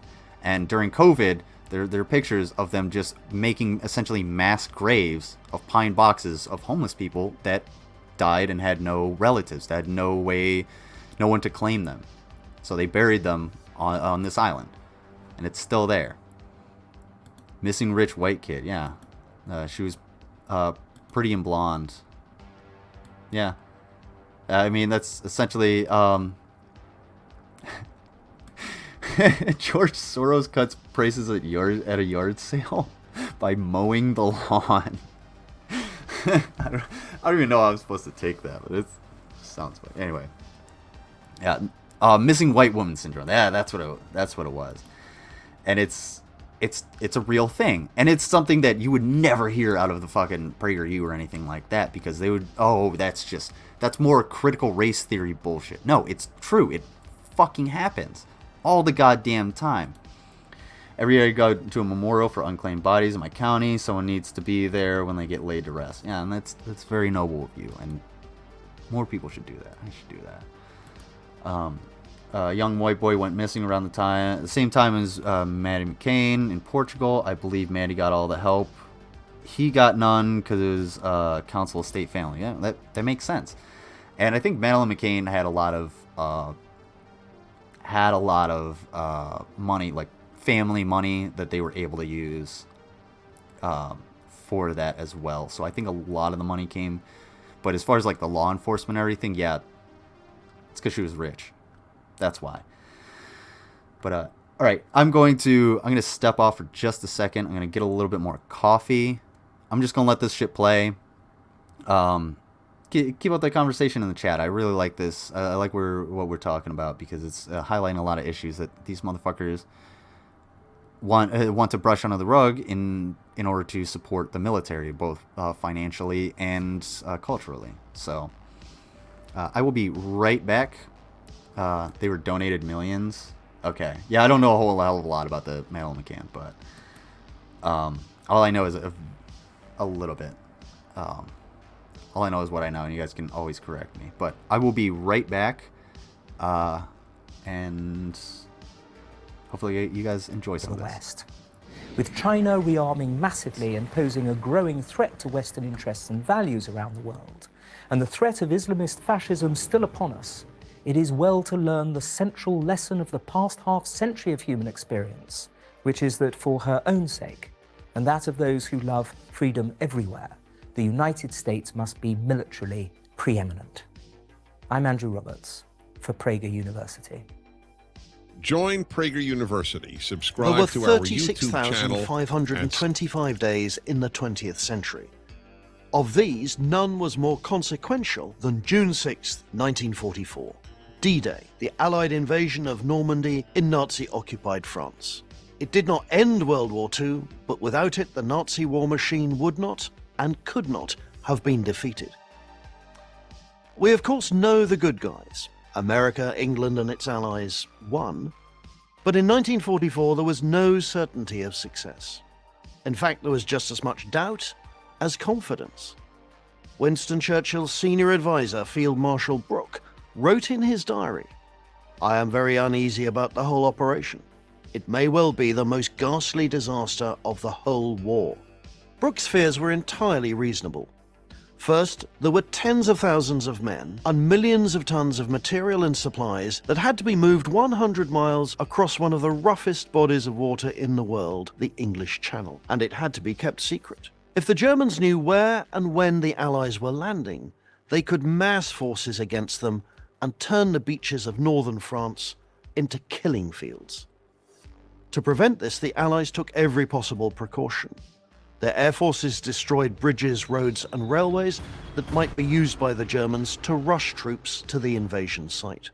Everyone knew the attack was coming, The key was to keep the Germans guessing. Fake radio chatter was broadcast to suggest the beaches near Calais would be the landing point. Double agents leaked fake details of units forming in southeast England, and movie set designers built phony tanks, planes and ships to support the ruse of an army preparing to cross near Dover for the benefit of German reconnaissance pilots and spies. The Germans swallowed it all. But the Nazis were not the only enemy the Allied forces faced. Mother Nature was just as threatening.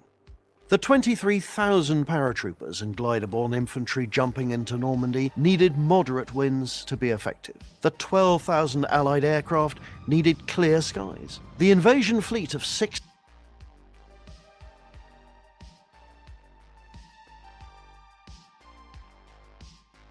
Thank you, StreamYards, for telling me my mic is muted before the chat jumps down my throat. Let's see. Yeah, the family was rich. They got all the money from the government, then made a charity to launder and embezzle money. Okay. Okay, yeah. Now I remember. I forget, I think one of the parents was like embezzling a shitload of the money. Or something like that. I don't know. Over 5,700 indigenous women and girls went missing across the country in 2016, but only 116 cases were logged in the Department of Justice's database that same year. Again, if you think the U.S. government doesn't give a fuck about you as an indigenous woman, go missing. They will make sure you understand that point. Guy looks like a creepy Undertaker. I haven't seen him yet. I'm still confused why an Englishman is telling us why America's army is so great. It's a little confusing. Well, I mean, he's talking about World War II and the Allies, so it kind of makes sense. Ooh, that's really hot. All right. So without the U.S.'s help, World War II would have gone on for a significantly longer period of time. By the time the U.S. actually, the U.S. and the Allies landed in Normandy, Germany was already like showing cracks really bad. One of the problems that they ended up having was turning on the Soviet Union, where they got a lot of their fuel from. So they weren't able to fuel their tanks and their equipment and stuff. So they weren't able to fuel any innovation either. That's why like their bigger tanks and a lot of the war machines that they had later on in the war were they ended up being either too big to produce en masse, or they ended up not having the ability to even go past the concept stage. So, and even if the German army at that point was, stretched thin. They were fighting two fronts, fighting on two fronts. So they were really fucking stretched thin. And yeah, a lot of what we did was pretty fucking ingenious. If you guys don't know what Operation Mincemeat was, it's fucking great. I think that was for the Normandy invasion. Also, we can't forget that Operation Torch existed, the invasion of North Africa, and where I got that coin that I had last night. The reason I got that coin is because I interviewed a World War II vet that was in Operation Torch. He fought in North Africa and in Italy.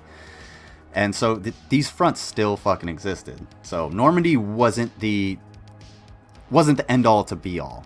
It just gets a lot more attention because, well, it was the largest invasion, like sea invasion ever. 6,000 vessels needed calm seas, and there had to be a low tide to expose Nazi obstacles and mines. When high winds and rain began pummeling the channel, Allied Supreme Commander General Dwight Eisenhower postponed the invasion date of June 5th by 24 hours. That might not sound like a significant delay, but it was. All forces were concentrated and ready to go.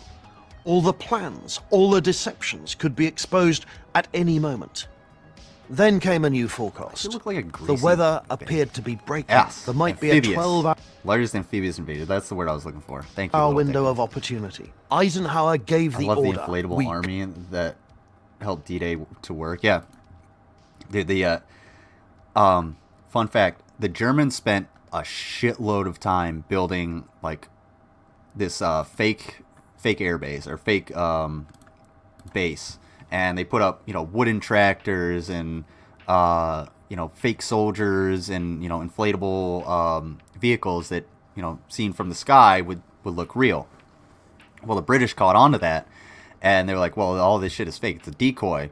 So they flew a single bomber over there, and they dropped a single wooden bomb onto their decoy. It's like a wooden fake bomb, just to say, hey, like, we saw what you were fucking doing.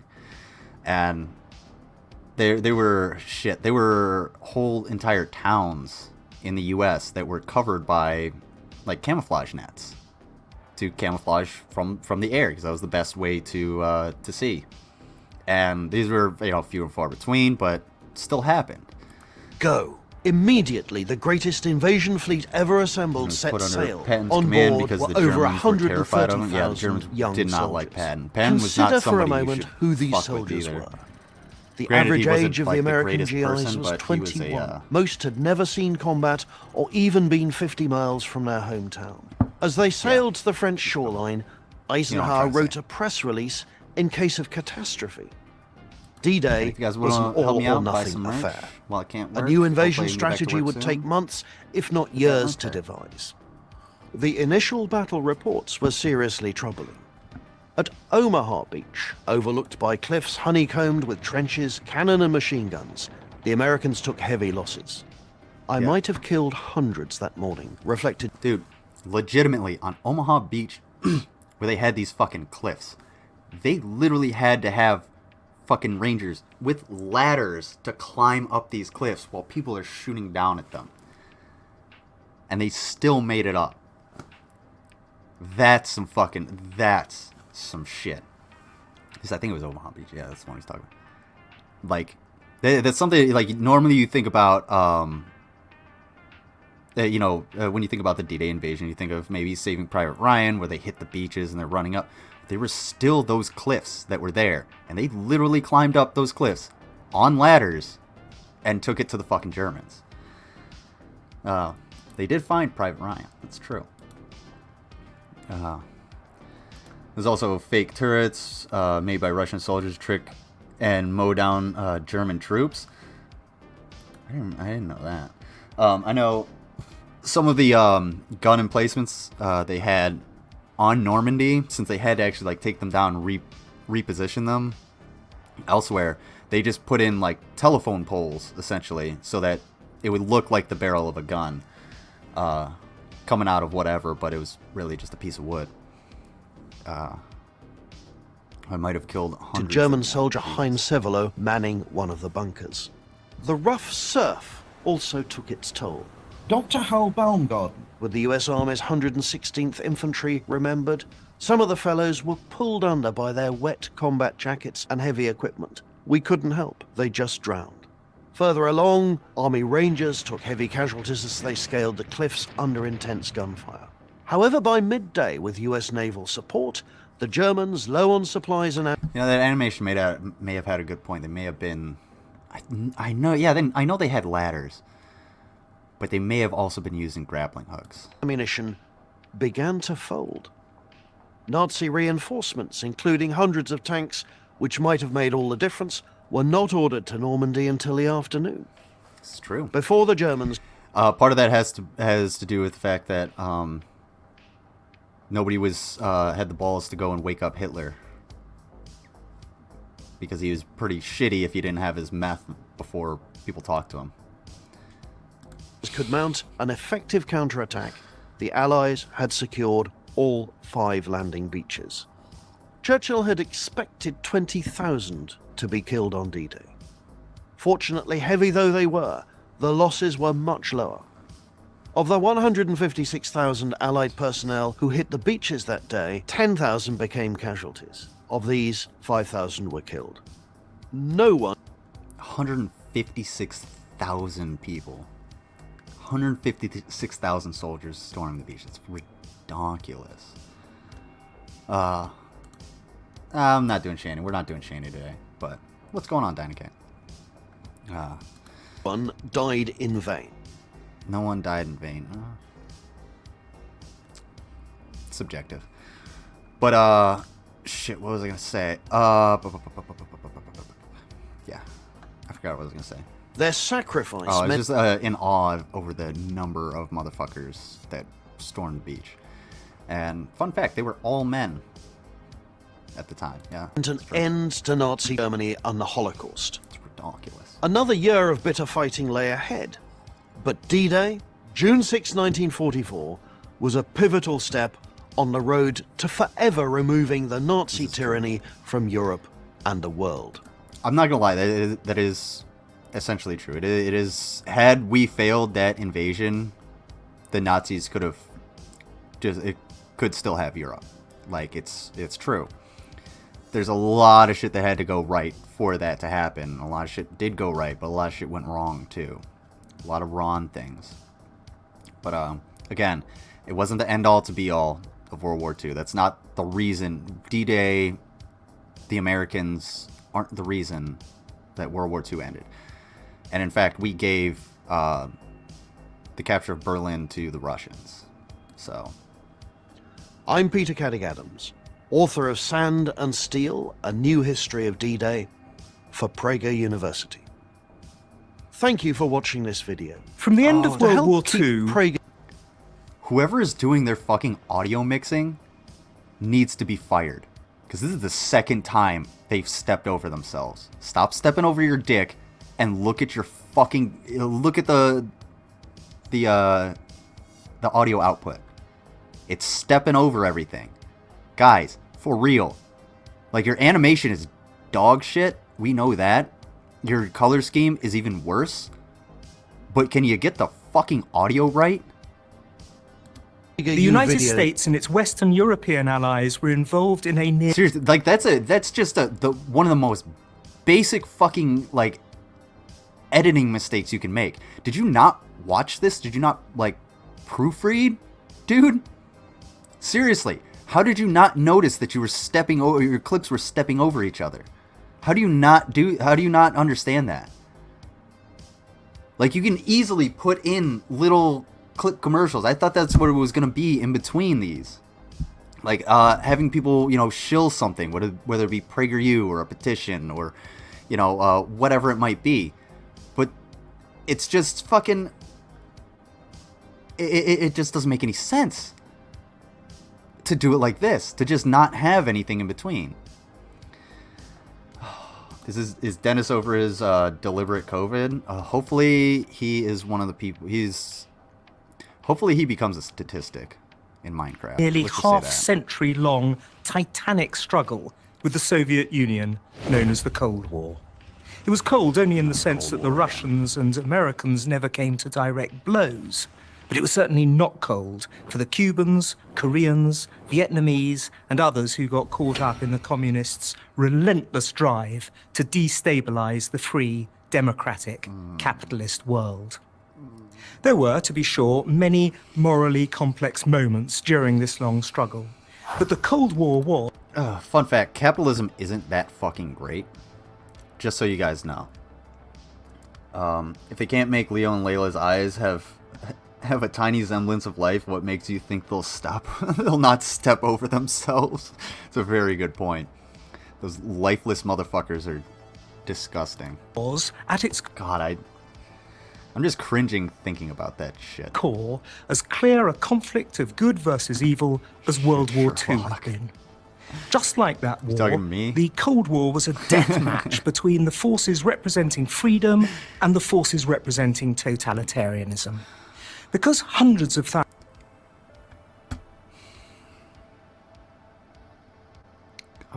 Somebody please explain to me how, like, communism is totalitarian.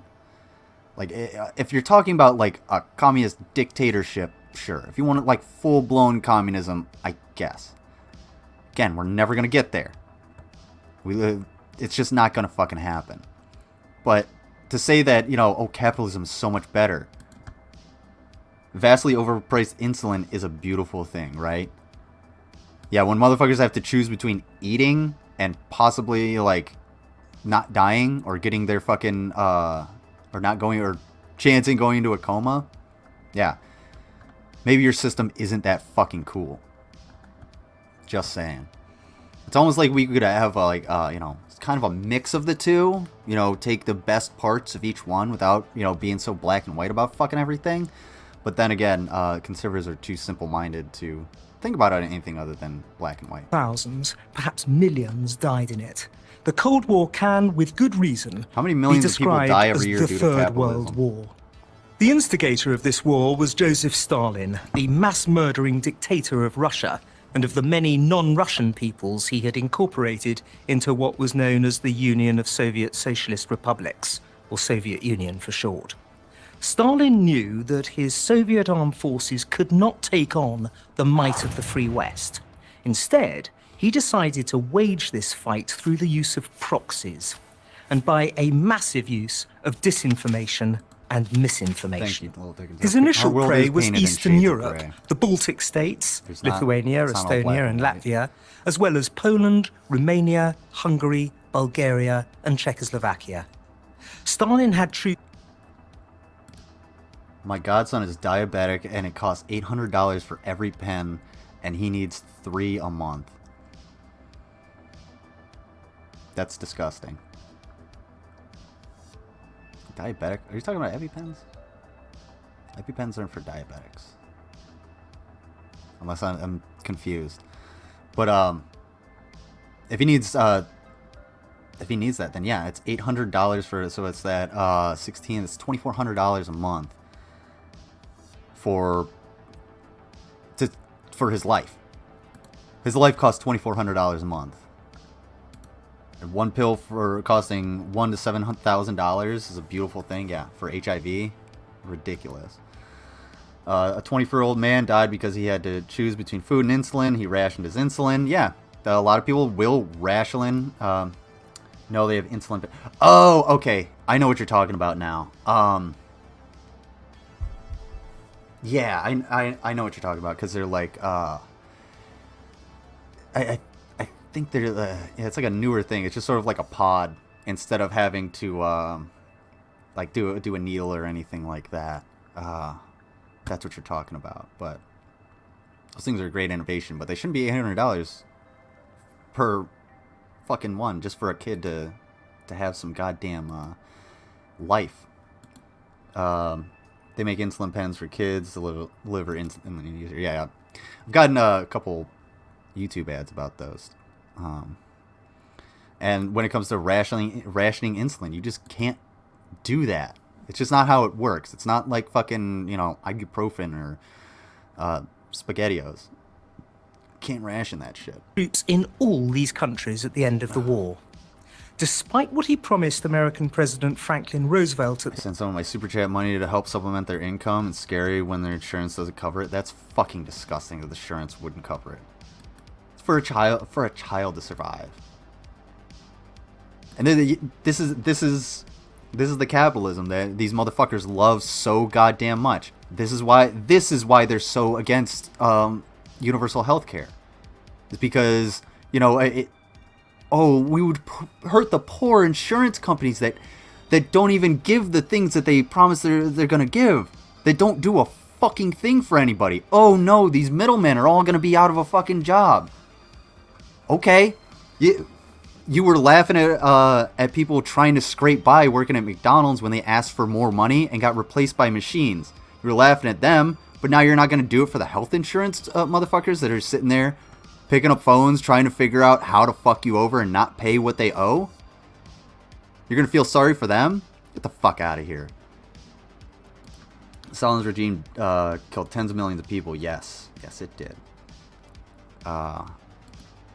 Let's see. My EpiPens are $650 for one after insurance, so I just avoid my allergens as much as possible because I don't want to die. But I don't have that kind of cash. It's absolutely disgusting, and I don't know what your allergens are, but if it's other creatures like flying, stinging insects, you live in the South. Be very careful. And claims to be pro-life. No, they are forced birthers. Yeah, they are not pro-life. No. They are pro-suffering. That's what they want. The Yalta Conference, the Soviet For a lot of these motherfuckers, especially on the very far right, they get off on human suffering. Like there's no other. No way intention of removing. That's the only part of and life gaining that they control actually over their enjoy, governments proved to be suffer. quite easy. In March 1946, Winston Churchill famously declared that from Stettin in the Baltic to Trieste in the Adriatic, an iron curtain has descended across the continent. When Stalin threatened both Greece and Turkey, President Harry Truman finally had enough.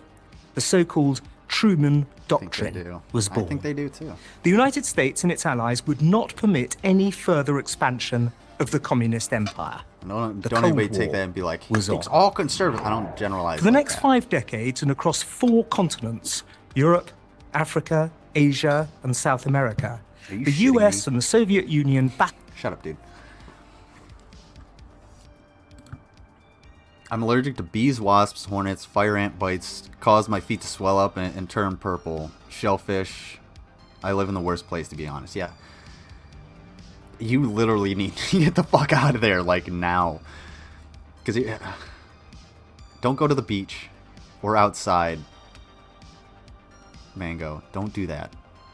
Don't do this. Oh, man, I didn't realize how late it was.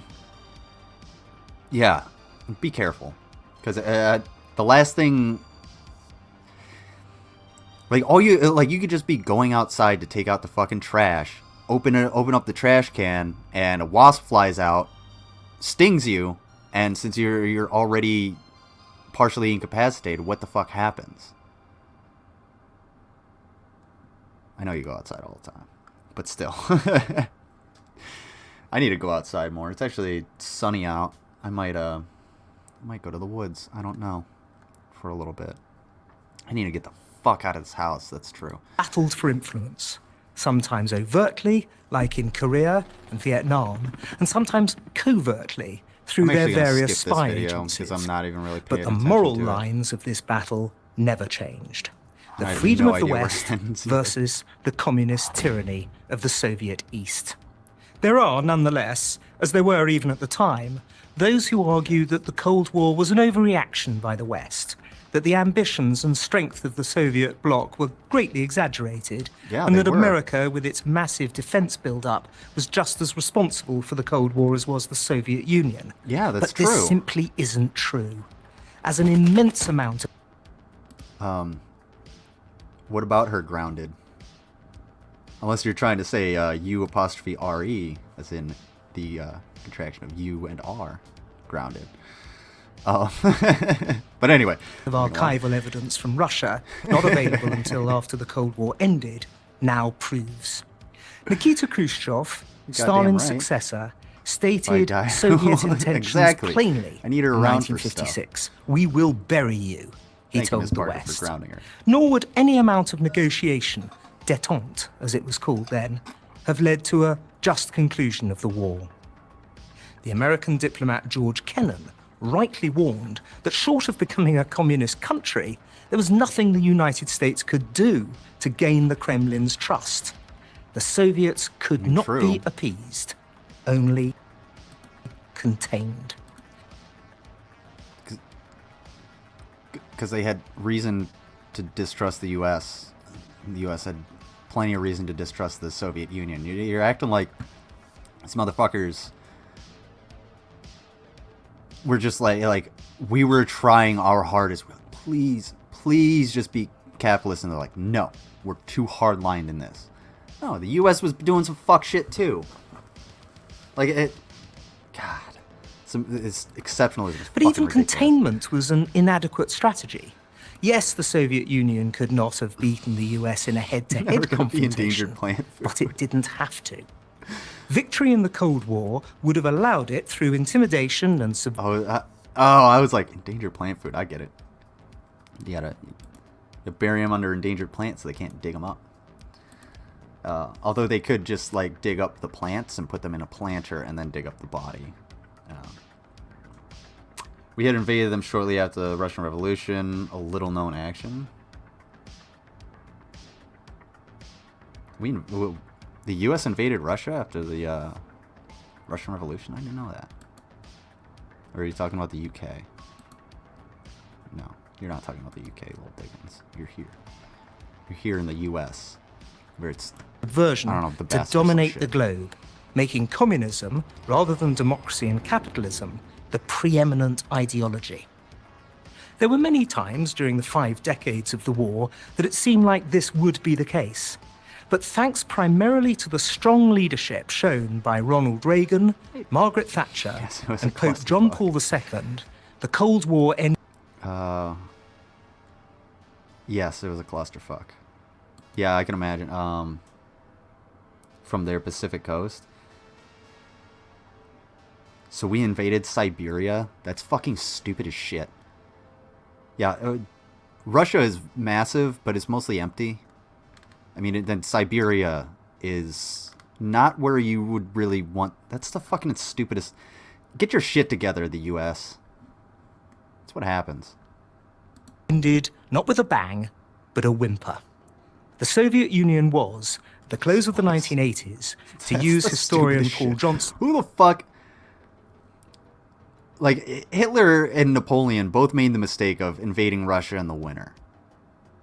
The U.S. subverted that mistake by just going straight into the winter and being like, fuck it. We'll take the winter straight on, and then we can get to the Russians after that. It's just not how it works.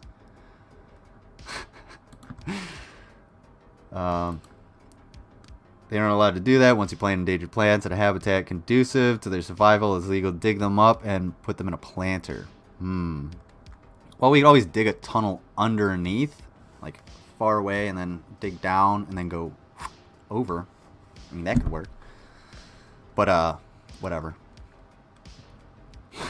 Description, a bewildered giant. What? Economically bereft, militarily exhausted, no longer able or willing to enforce its will. Communism had failed in every possible way. Russia is actually not a very strong morally. country It had tried to create a utopia on Earth and instead created hell for all of the nations that came under its sway. Whatever. Yes, the forces of liberty eventually won the Cold War, but this triumph offers little consolation to millions who died or suffered needlessly through no fault of their own for a never viable and now badly discredited cause. I'm Andrew Roberts for Prager University. Fuck you. Thank you for watching this video. To help Vietnam keep War Prager lasted You 10 stupid years. sacks of fucking shit. Get it together. Who the fuck edited this? Who was it? Who was the fucking editor? Do you have them? Oh my fucking god. Dude, this is the kind of shit that I would do when I like first started editing, and then I had to show it to somebody, and they'd be like, "Did you watch this before you showed it to me?" And that's the point where I go, "No," and then I have to watch it and then make sure I'm not stepping over myself. Oh my fucking god, dude. Siberia is pretty nice in the summer, though, other than the bogs. Yeah.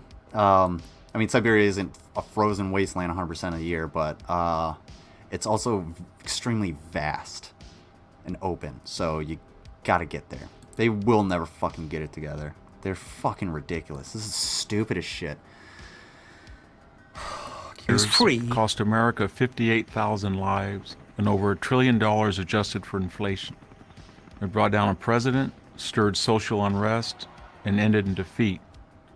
No one in hindsight believes fighting a losing war is ever worth the cost. Consequently, the Vietnam War is usually written off as a colossal strategic blunder and a humanitarian disaster. Yeah, I would say. Yet historical appraisals might have been much different had the Vietnam War followed the pattern of the Korean War, which the United States fought for almost identical reasons, the defense of freedom in Asia.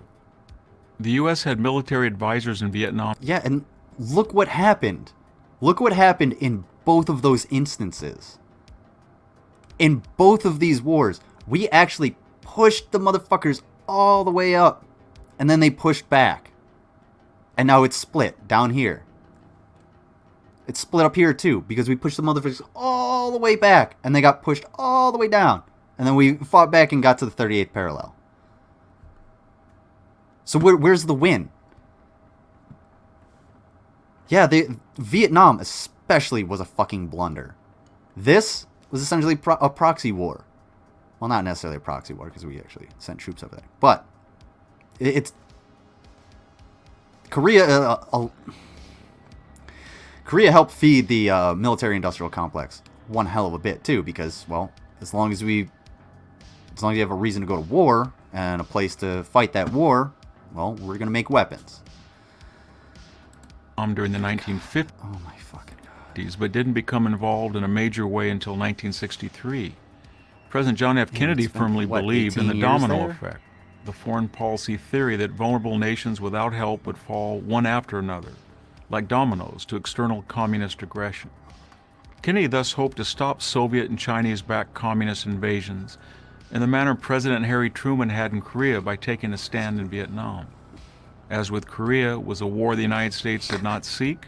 As with Korea, Vietnam presented no imperial advantages, no natural... Now, did the hallway ninjas train in the same temple as the shit ninjas? I gotta know that.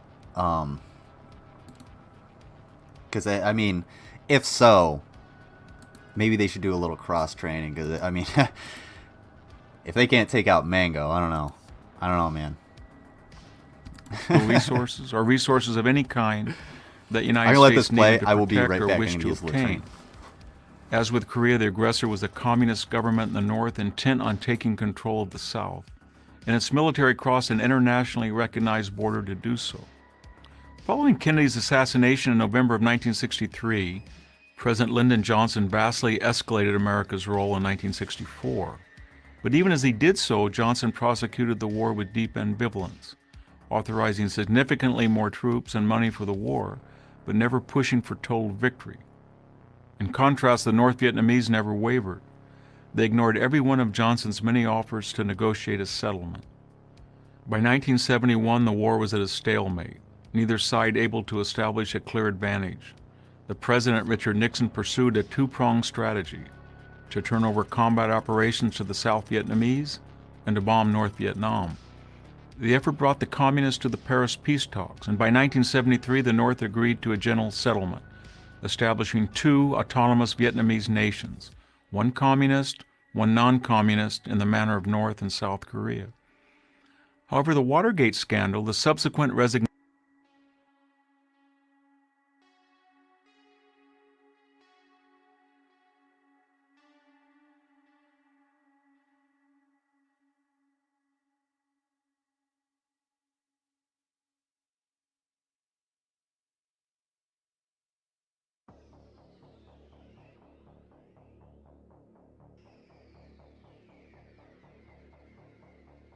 Oh, my bad.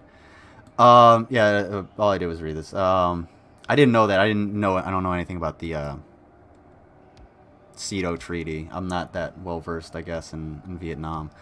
I didn't live through it.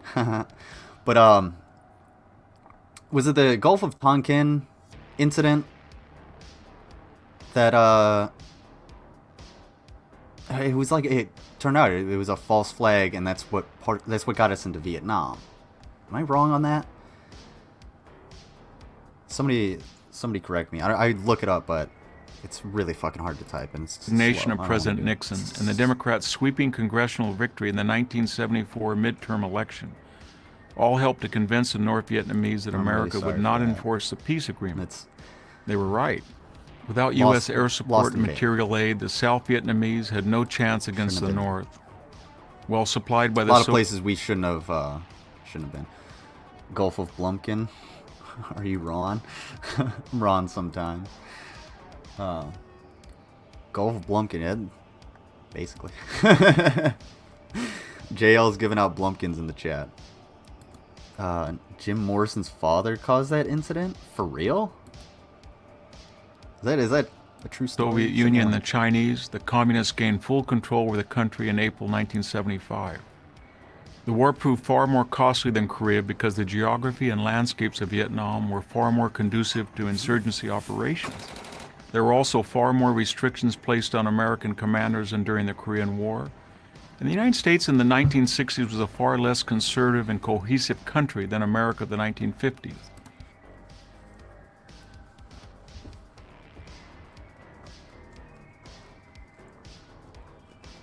So essentially, they're blaming the failures in Vietnam on the left.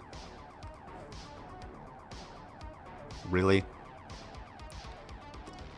Commander, you're saying the commanders had more restrictions? Yeah, they probably did have more restrictions because it was an extremely unpopular conflict.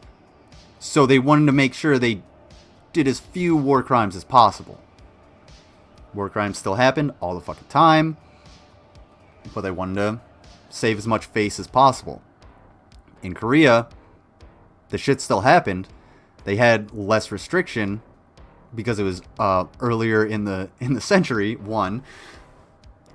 Oh, excuse me. And two, our media hadn't evolved very much by then. Like, Vietnam was the first televised war. There's video and stuff from World War I and stuff like that, but it wasn't on TV. People weren't watching the war on TV. So that shit happening probably just wasn't recorded or reported as much.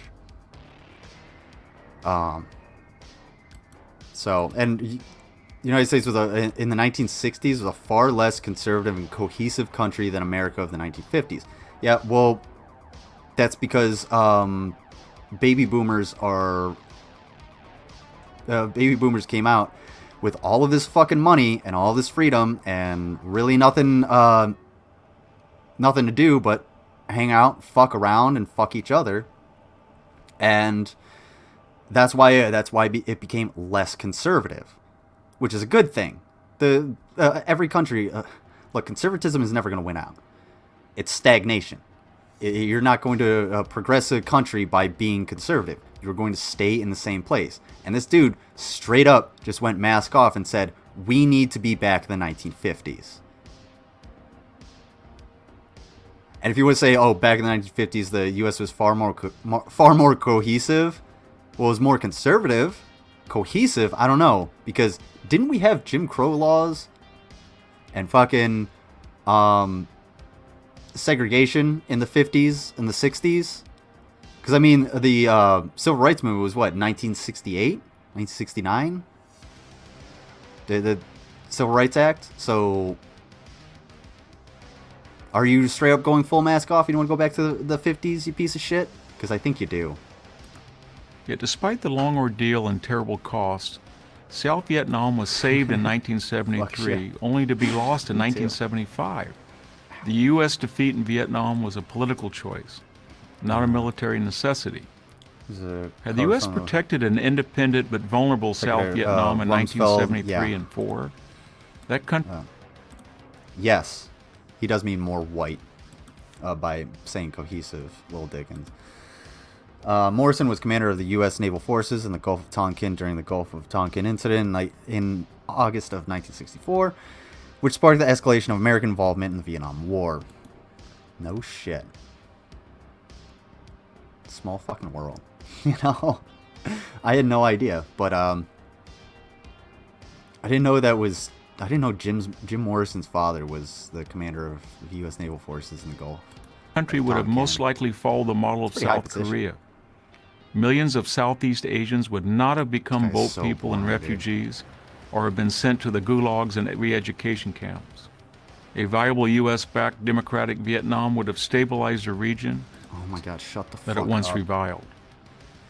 I'm Victor Davis Hanson of the Hoover Institution 1964, for Prager University. Civil Rights Act put paid to put plan to open Jim Crow. Wait, what? 1964 Voting Rights and Civil Rights Act put paid to open Jim Crow. I don't know what I think it's just misspelling. I can't know what the word you're trying to say is. But yeah, it's 1964. You're 15. Oh, man. So for 15 years of your life, there was still Jim Crow and segregation and everything like that.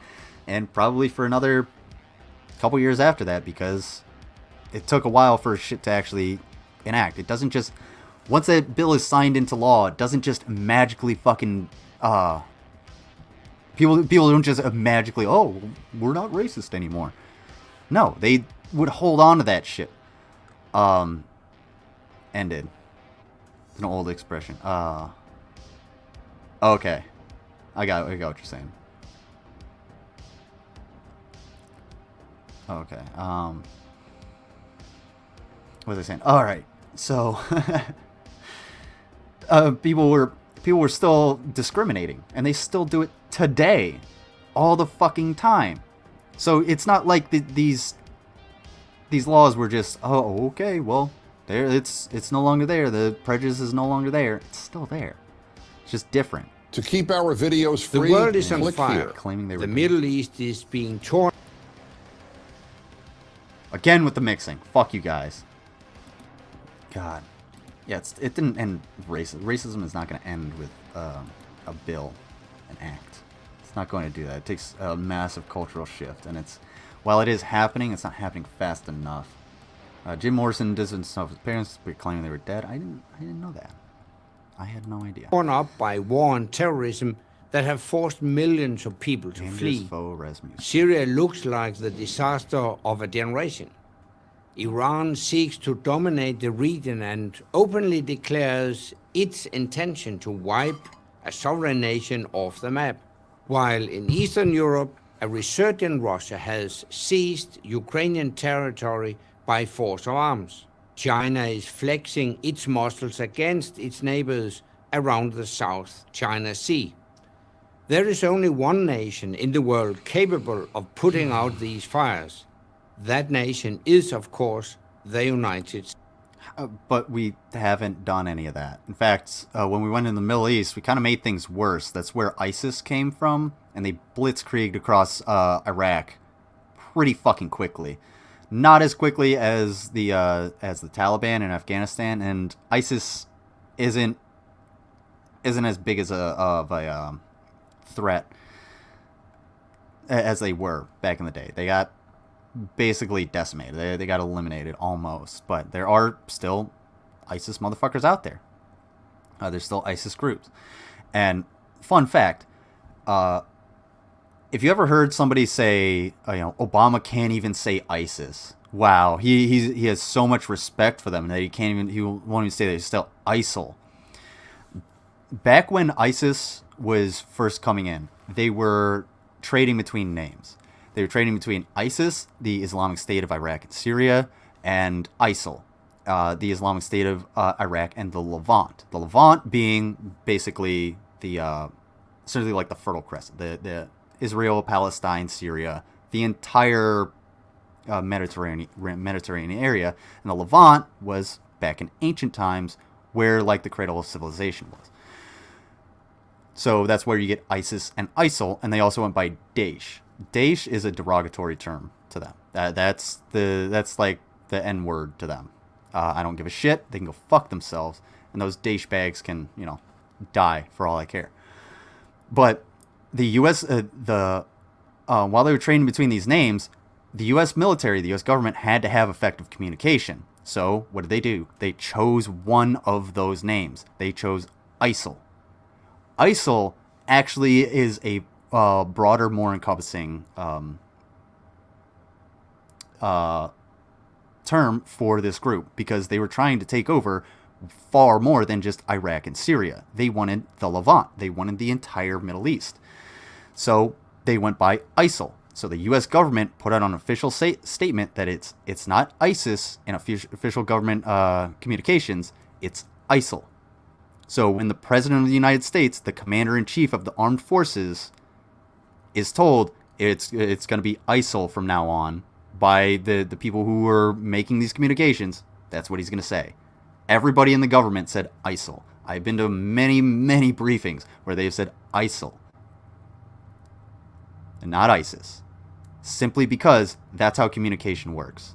If you don't set these fucking boundaries and set these hard points in the sand, you're going to have ineffective communication. So, so if anybody was ever confused about that, if you want to call Obama weak over that, it means that you don't understand how the government or the military works. It means that you have a problem with communication. And if you're still saying that shit about Obama, then you definitely have a problem with communication. Because just like the anti-vax movement, at this point, it's no longer stupidity. It's malice or willful ignorance. Humans are tribal by nature. Yes. And gave birth to Daesh. Yeah. I don't give a shit about ISIS or ISIL or Daesh, whoever the fuck they want to call themselves. Honestly, if they were thrown into a canyon, all of them, I'd get some popcorn. That'd be cool. States. Many Americans will argue, understandably, that this is not fair. It may not be fair, but it is a fact. Only America has the diplomatic reach, the financial resources, and the firepower to lead the free world again. The problem with those three things is we don't have the diplomatic reach anymore. We have the firepower, we have the financial resources, but we don't have the diplomatic reach. And a lot of that deteriorated over the last 4 fucking years because we had a man-child in office that was so concerned about his own ego and self-preservation that he destroyed like centuries-long relationships with other countries for his own clout. So that diplomatic reach, we really don't have that as much anymore, especially because of conservative dipshits like you who want to put the American military up front. Be like, look, our diplomatic policy is we won't fucking kill you. How is any country going to be like, okay, well, that's fine. Yeah, we'll work together. No. What they're going to do is probably try and do something to want to defend themselves. Like Iran wanting nuclear weapons, even though their whole nuclear program was to provide energy because their hydroelectric plants are destroying their country, not only in the environment, but their cultural heritage as well. But then old big old boy, old Cheeto Dick went in there, told the Iran nuclear agreement to fuck off, and what did they do? Okay, we're just gonna make weapons now. We don't trust you. There's nothing to trust about the U.S. Kyle Kulinski makes this point all the time. It's no wonder these places want to have like nuclear weapons because they don't trust the U.S. They've seen what the U.S. has done. They're not just willing to fucking whitewash over it and ignore it like PragerU does. They're actually going to take it into account and be like, no, we're not going to trust you. You fucked over these people. Why should I trust you to not fuck me over? Oh, man. Dave sounds like Danish. Damn, I want a Danish now. I use the name I find offensive. Yeah, fuck them. Danish bags. Strawberry cream cheese Danish. You're lactose intolerant. Against the autocrats, rogue states, and terrorists that are trying to overwhelm it. As the Prime Minister of Denmark from 2001 to 2009, and the Secretary General of NATO from 2009 to 2014, I know how important American leadership is. I've seen... Alright, so why the fuck are you here talking on PragerU? If you know how important it is, why are you here on PragerU? Because they're essentially like deteriorating it. PragerU doesn't know a fucking thing about leadership. Firsthand what happens when America tries to lead from behind instead of leading from the front. A case in point, Russia illegally annexed Crimea in March 2014, the first gunpoint land grab in Europe since the end of World War II. U.S. Secretary of State John Kerry called it an unbelievable act of aggression. He went on, "You just don't, in the 21st century, behave in 19th century fashion by invading another country on a completely trumped up pretext." Kind of like Iraq. This might be an admirable statement of principle, but as a guide to policy, it is dangerously naive, because whether it was... It's not necessarily naive, but it's incorrect. I mean, it's ironic rather than incorrect. It's ironic as fuck, because the U.S. invaded Iraq with false pretenses of weapons of mass destruction, thanks to Colin Powell and his lies. Colin Powell was a conservative. George W. Bush was a Republican conservative. They got us into that war. We invaded a sovereign nation with under false pretenses. It's ironic as fuck. Was believable or not, it happened. The No, first no, half no, of that the didn't happen. 20th century We don't want to talk about that. was the we're- bloodiest in human history. That On the was World before Wars again, America folks. became a global Gotta get to the superpower. World Wars. Since America's ascendancy, the major world powers have coexisted in relative peace. Now that peace is threatened, and I don't know when this particular video was made, but yeah, the peace has been constantly threatened.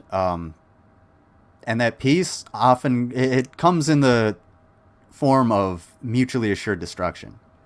It's the same thing as you pointing a fucking gun at somebody who's pointing a gun at your head. All right, like there's no saying the other guy's not gonna pull the trigger. But regardless, your fucking lives are over. As soon as he pulls that trigger, as soon as you pull that trigger, there's no saying that he can't do it at the same fucking time. That his brain isn't gonna fucking jolt and react and kill you too. That kind of peace is stressful. We talked about this last night with the Cold War veterans, and Little Dickens was talking about the old Mexican standoff. Yeah, staring at each other. That's what I was going for. Little Dickens talking about the Cuban Missile Crisis. That was fucking terrifying. Were we at peace? Yeah, we were in peacetime, I think.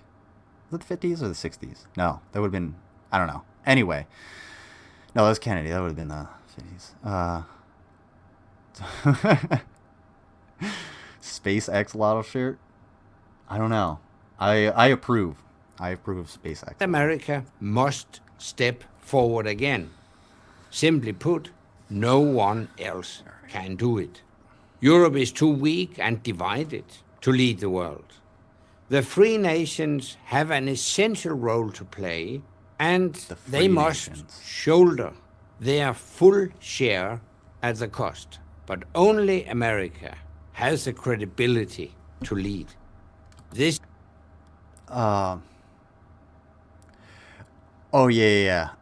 Jay, I'll get to that in a second. A lot of the reason the United States is the only motherfuckers that are doing any of this is because our military is so much bigger and so much more vast than anyone else's. It's ridiculous. I think we have a larger navy than like the next 17 navies combined or some shit like that. I mean, I think we have 11 aircraft carriers, and then the next largest country has like 6, something like that. I don't know. Our military is ridiculous. We have 900 military bases all around the world. That's why. It's because we're so spread out and we have so much in our military. It's not because the other countries are necessarily weak or anything. It's because they just don't put all of that money and all of those resources into the fucking into their military. Let me see. Channel called Natalie. Ooh, I've watched Natalie Lawyer Chick. She's actually pretty good. Gave the reason for that. She is good. Yeah, we'll have to watch that. But Yeah. They can be referred to as looters and rioters, but they can't be referred to as victims. That makes absolutely no fucking sense to me. The fact that the judge does that for all of his cases, I don't know. We'll have to watch that fucking Natalie Lawyer chick. Little Dickens, if you're in the Discord, if you could post that for everybody. Just post it in the general or something for anybody that's confused about or wants more on the Kyle Rittenhouse stuff, because I do. I want a little bit more on that. But yeah, that whole thing, that's infuriating. And with this particular case, it's even more infuriating. But I imagine if a lawyer could clear that up. Like I said, Legal Eagle is probably going to say something about it. I don't do Discord. Okay, I don't do Discord. I don't know how else to post it. Well, I could easily find it. I'll the looters and rioters, quote unquote, weren't looting or rioting. They were fucking protesting and trying to disarm the minor with an illegally acquired gun. Yeah, I don't know if the firearm was illegally acquired. Depending on like different laws. Nate the lawyer just posted a video. Okay, JL, you're in Discord. Oh, there's Stu. All right, maybe we'll watch that. Somebody posted in Discord so I can actually fucking do something, like play it, because I'm not gonna be on for much longer. I'm only gonna be on for maybe another maybe until the 3-hour mark. Another 30 minutes, or 13:30 is when I'm probably about to get out of here because I got shit to do. But he's a monitor for him. It was illegally acquired. Okay, if that's true, then yeah. And not only that, but he crossed state lines to go and specifically he went over there to try and kill people. Allegedly, legal in his home state and in Wisconsin for a 16-year-old to be in possession with an AR. Okay, yeah, he's more than likely going to go to prison for, I would say, probably 25 to life for what he did. Because I'll have to watch these lawyers actually talk about it, because I need more details on the case. Again, I didn't follow that a whole lot when it happened, so I'm getting a lot from you guys too. And if it was illegal, yeah. I mean, the point is he wasn't in the right. The police weren't in the right. The police gave him protection. I went over this last night. If the police need his protection, why are they even there? They are completely ineffective. I'm sorry. His mom drove him? Yes, she should. She should be considered an accomplice. This is not just about money or manpower. It's also about morality. Only America has the moral greatness to lead the free world, not for the sake of power, but for the sake of peace. Dope, BGTV. Thanks for getting back. Yet the U.S. will only be able to ensure peace if its leaders act with conviction. If the world even thinks that America lacks the will to use force or enforce its red lines, it leaves a vacuum that will be filled by corrupt autocrats, rogue states, and murderous terrorists. What do you think would have happened had January 6th been successful? Do you think there would have been a vacuum? Absolutely. Because the people that went in there didn't know what the fuck they were doing. They didn't actually have a real plan. There was no backup. There was going to be a vacuum. And the way the Republican Party is right now, there's going to be a lot of infighting. People fucking each other over. And it's not going to be good for anybody. USA morals? yeah, we got the best morals. We spread them all over. So, we're protecting him today. He likely won't face much. 13-12 all day, all fucking day. Yeah. Explain 13-12 to me. I guess I I don't know what you guys mean by that. I'm not gonna lie. We would have a fascist dictatorship. Yes, we would. Because Christo-fascist dictatorship, yeah, that would be far fucking worse.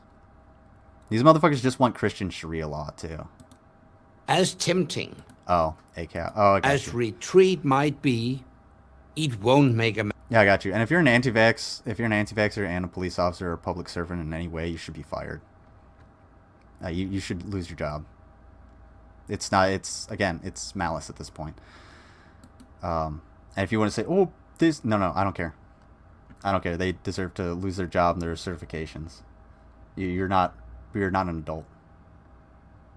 Okay, finished getting ready for work. Just at the worst time. This dude made this video after the Trump administration. He made it after. Oh, Jesus. That's even worse. America and the other freedom-loving countries safer or more prosperous. History shows us the bad guys don't stay in their own neighborhoods. So I hope you have a good day at work. We only need to look at Pearl Harbor or 9/11 to be reminded that the safety of Americans is deeply connected to the rest of the world. And the stability that... How about not the safety of Americans? How about Americans are deeply connected to the rest of the world? Actually, Americans are deeply connected to the rest of the world, and we just don't fucking realize that we're just part of the world. We're just part of the world. The United States isn't like... Americans aren't better people. We're human beings just like everybody the fuck else.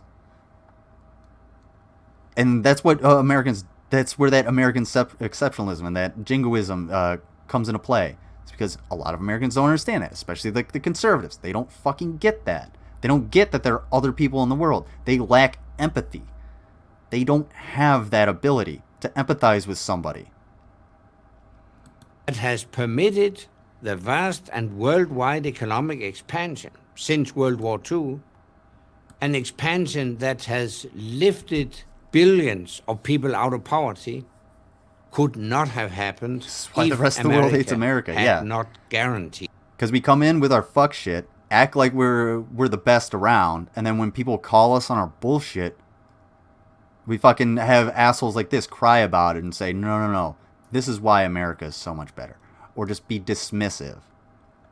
Like, I was thinking about, like, protests and stuff, and how when Colin Kaepernick, did his kneeling for the national anthem and everything, what were these conservatives say? Go protest in your home, in your yard. Why do you have to make it so public? Why do you have to be... That's the point of a fucking protest, you dumb motherfuckers. It's to get somebody's attention. They know so little about why we have these rights, and they're so unwilling to use them that they just don't understand why people actually do. And a lot of that has to do with these motherfuckers they want to keep people down. They don't want they want Americans to think that they're so fucking special, but at the same time, they're not allowed to do any of the things that make them special, like protest. But freedom, stability, and prosperity don't come for free. And they are not the norm, they are the exception. An American retreat will unleash a new plague of dictators and oppressors who seek to undo all the good America has done to secure peace and prosperity. It took, 2 weeks for the Taliban to take over Afghanistan when we were there for 20 years? Where are you on that one? So should we have just stayed there the entire time? Should we just stay everywhere? Just have troops all over the fucking place? Make the entire world America? That American hegemony that you want? No. We can't fucking do that. Because we just get people fucking hating us. And our technology, our weapons and technology are pretty fucking awesome. And the fact that we advance them so quickly with with our military-industrial complex means we leave a lot of shit behind. So they have a lot of technology. Our technology. Let's keep going. Prosperity around the world for decades. And that could lead to a fire no one will be able to put out. I'm Anders Fogh Rasmussen for Prager University. Before he left office, Trump turned 5,000 Taliban fighters we had captured. Like, he turned them over to the Taliban? Is that what you're saying? Like, because, I mean, that would make sense with the agreement that we would give them back their prisoners of war. So, yeah, nobody would ever, if that happened, I didn't hear about it. Yep. They released them, yeah. That would jive, and I imagine those motherfuckers are sitting there like, well, I'm out of an American prison. The only time I'm going back to America is to go kill some fucking Americans. That's it. They're probably pretty fucking pissed off. And 5,000 Taliban fighters, that's a lot of motherfuckers. Saying it's a lot of people. Milstein. Oh. The Iraq War was an absolute disaster. Fuck. I think I'm going to do a, it was on the news briefly, very briefly. I imagine it was a side note in the middle of the day. I think I'm going to call it here because I got shit to do. I got to get some food. I'm getting kind of hungry. I got to go out and get some fresh air or something. But I think I'm going to finish this up. I'm going to do a part 2 on this because this is actually getting fairly interesting. And I don't think I'm going to go through the entire thing. We'll probably skip through a couple videos and stuff like that. But I do want to cover this part, but there's only about 3 minutes left, and I got to get food. So I'm not gonna get into it because otherwise it's gonna be another. I haven't even had my tea. Go have your tea, JC. And I do need to go to the woods. I need to go get some fucking fresh air. So I'm gonna do that. Let's see. Probably won't be on again tonight. No. But I will be on tomorrow. So what it's looking like is tomorrow night we're going to do some spoopy games and have a little bit of a Halloween party. And the audience will be able to join in with some of the games. What I'll do later today is try and find some more themes and stuff like that to help this go over and help this stream. So I will put out a notice as to when it's actually going to be happening. I'll get with everybody that's going to be on for that. And if you guys have any games you want to play or anything like that, by all means. Or if you have any videos, because I imagine it's going to devolve at some point once everybody gets trashed. So, and yes, tomorrow night is going to be so much fun. I got to drink a bunch of water. Awesome. Thanks, Security Milo, listen while paying bills inside my wallet. Ghost Town. Yeah, I'm sorry. Well, I'm glad you enjoyed the show. And Irish Stew, no problem. It's great having you here, Irish Stew. We always love having you here. I love having you around. All right. I'm gonna play this out. Just regular old. Actually, you know what? I'm not gonna regular old. We're gonna go classy with it. We're gonna get the classiest of bathtub truck tracks to play us out. So, yeah, there we go. Call me on it. All right, thank you so much, JL. Welcome to the show and welcome back anytime. So we are in our early 20s there. We got responsible or something. Yeah, fuck all that. That's dumb. Michael. Vila, you should be able to. Go ahead and post your link in the chat, and everybody go and check out Vila if she's about to go live in a few hours. She'll have it's fun. She's a very nice person to talk to, very awesome person to listen to, very sweet. We love having her here too. But that all being said, we're going to play some bathtub truck. I'm going to get out of here, get some food, and I will see you all probably the earliest tomorrow. I don't think I'll be doing anything in the morning. We'll see. I still want to try and cook eggs with my left hand, which I got to go and get some fucking eggs. Aw, love you too, Miss Parker. You're so sweet, and you're also welcome anytime. It's great having you on. I had a great conversation about G-Man the other day. I think that was fucking awesome, and I can't wait to see what happens with Alexander Myers. It's gonna be hilarious. Anyway, that all being said, I'm gonna be out of here. You guys take care. Enjoy the some baby rhinos and some bathtub truck. How about scoop? Alrighty. Yeah, it's full screen. Alrighty, folks. Take care, and I will see you very, very soon.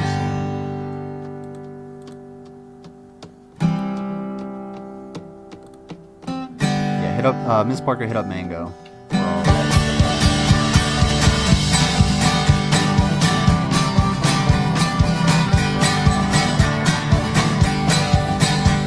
I was born in a bathtub in the back of a pickup truck. Ever since that day I've had nothing but bad luck. My mama didn't love me and my daddy he ran away. My granny she done raised me in her own peculiar way. Said listen to me mister, I'm in the bathroom with my sister. Give me a goddamn minute to clean it up. Well, I'm drinking past Blue Ribbon, Lord, I got no use for women. So my sister puts her nose right up my butt.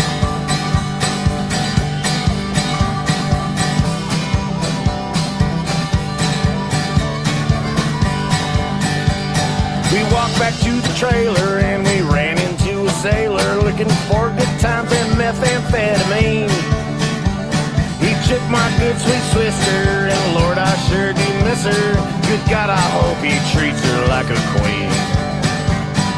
Listen to me, mister, in the bathroom with my sister. Give me a goddamn minute to clean it up.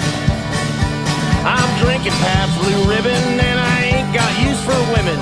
So my sister puts her nose right up my butt.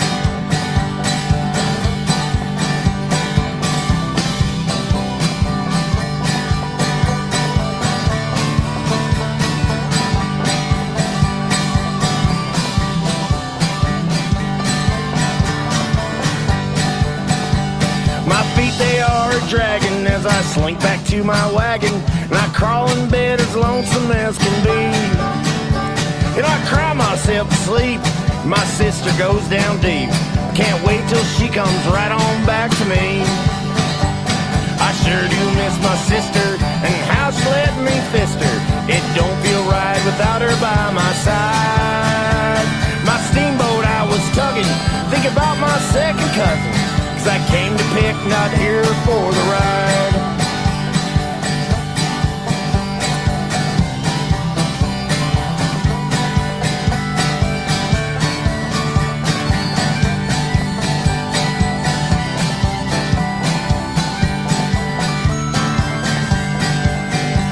So my mama didn't love me and my daddy ran away.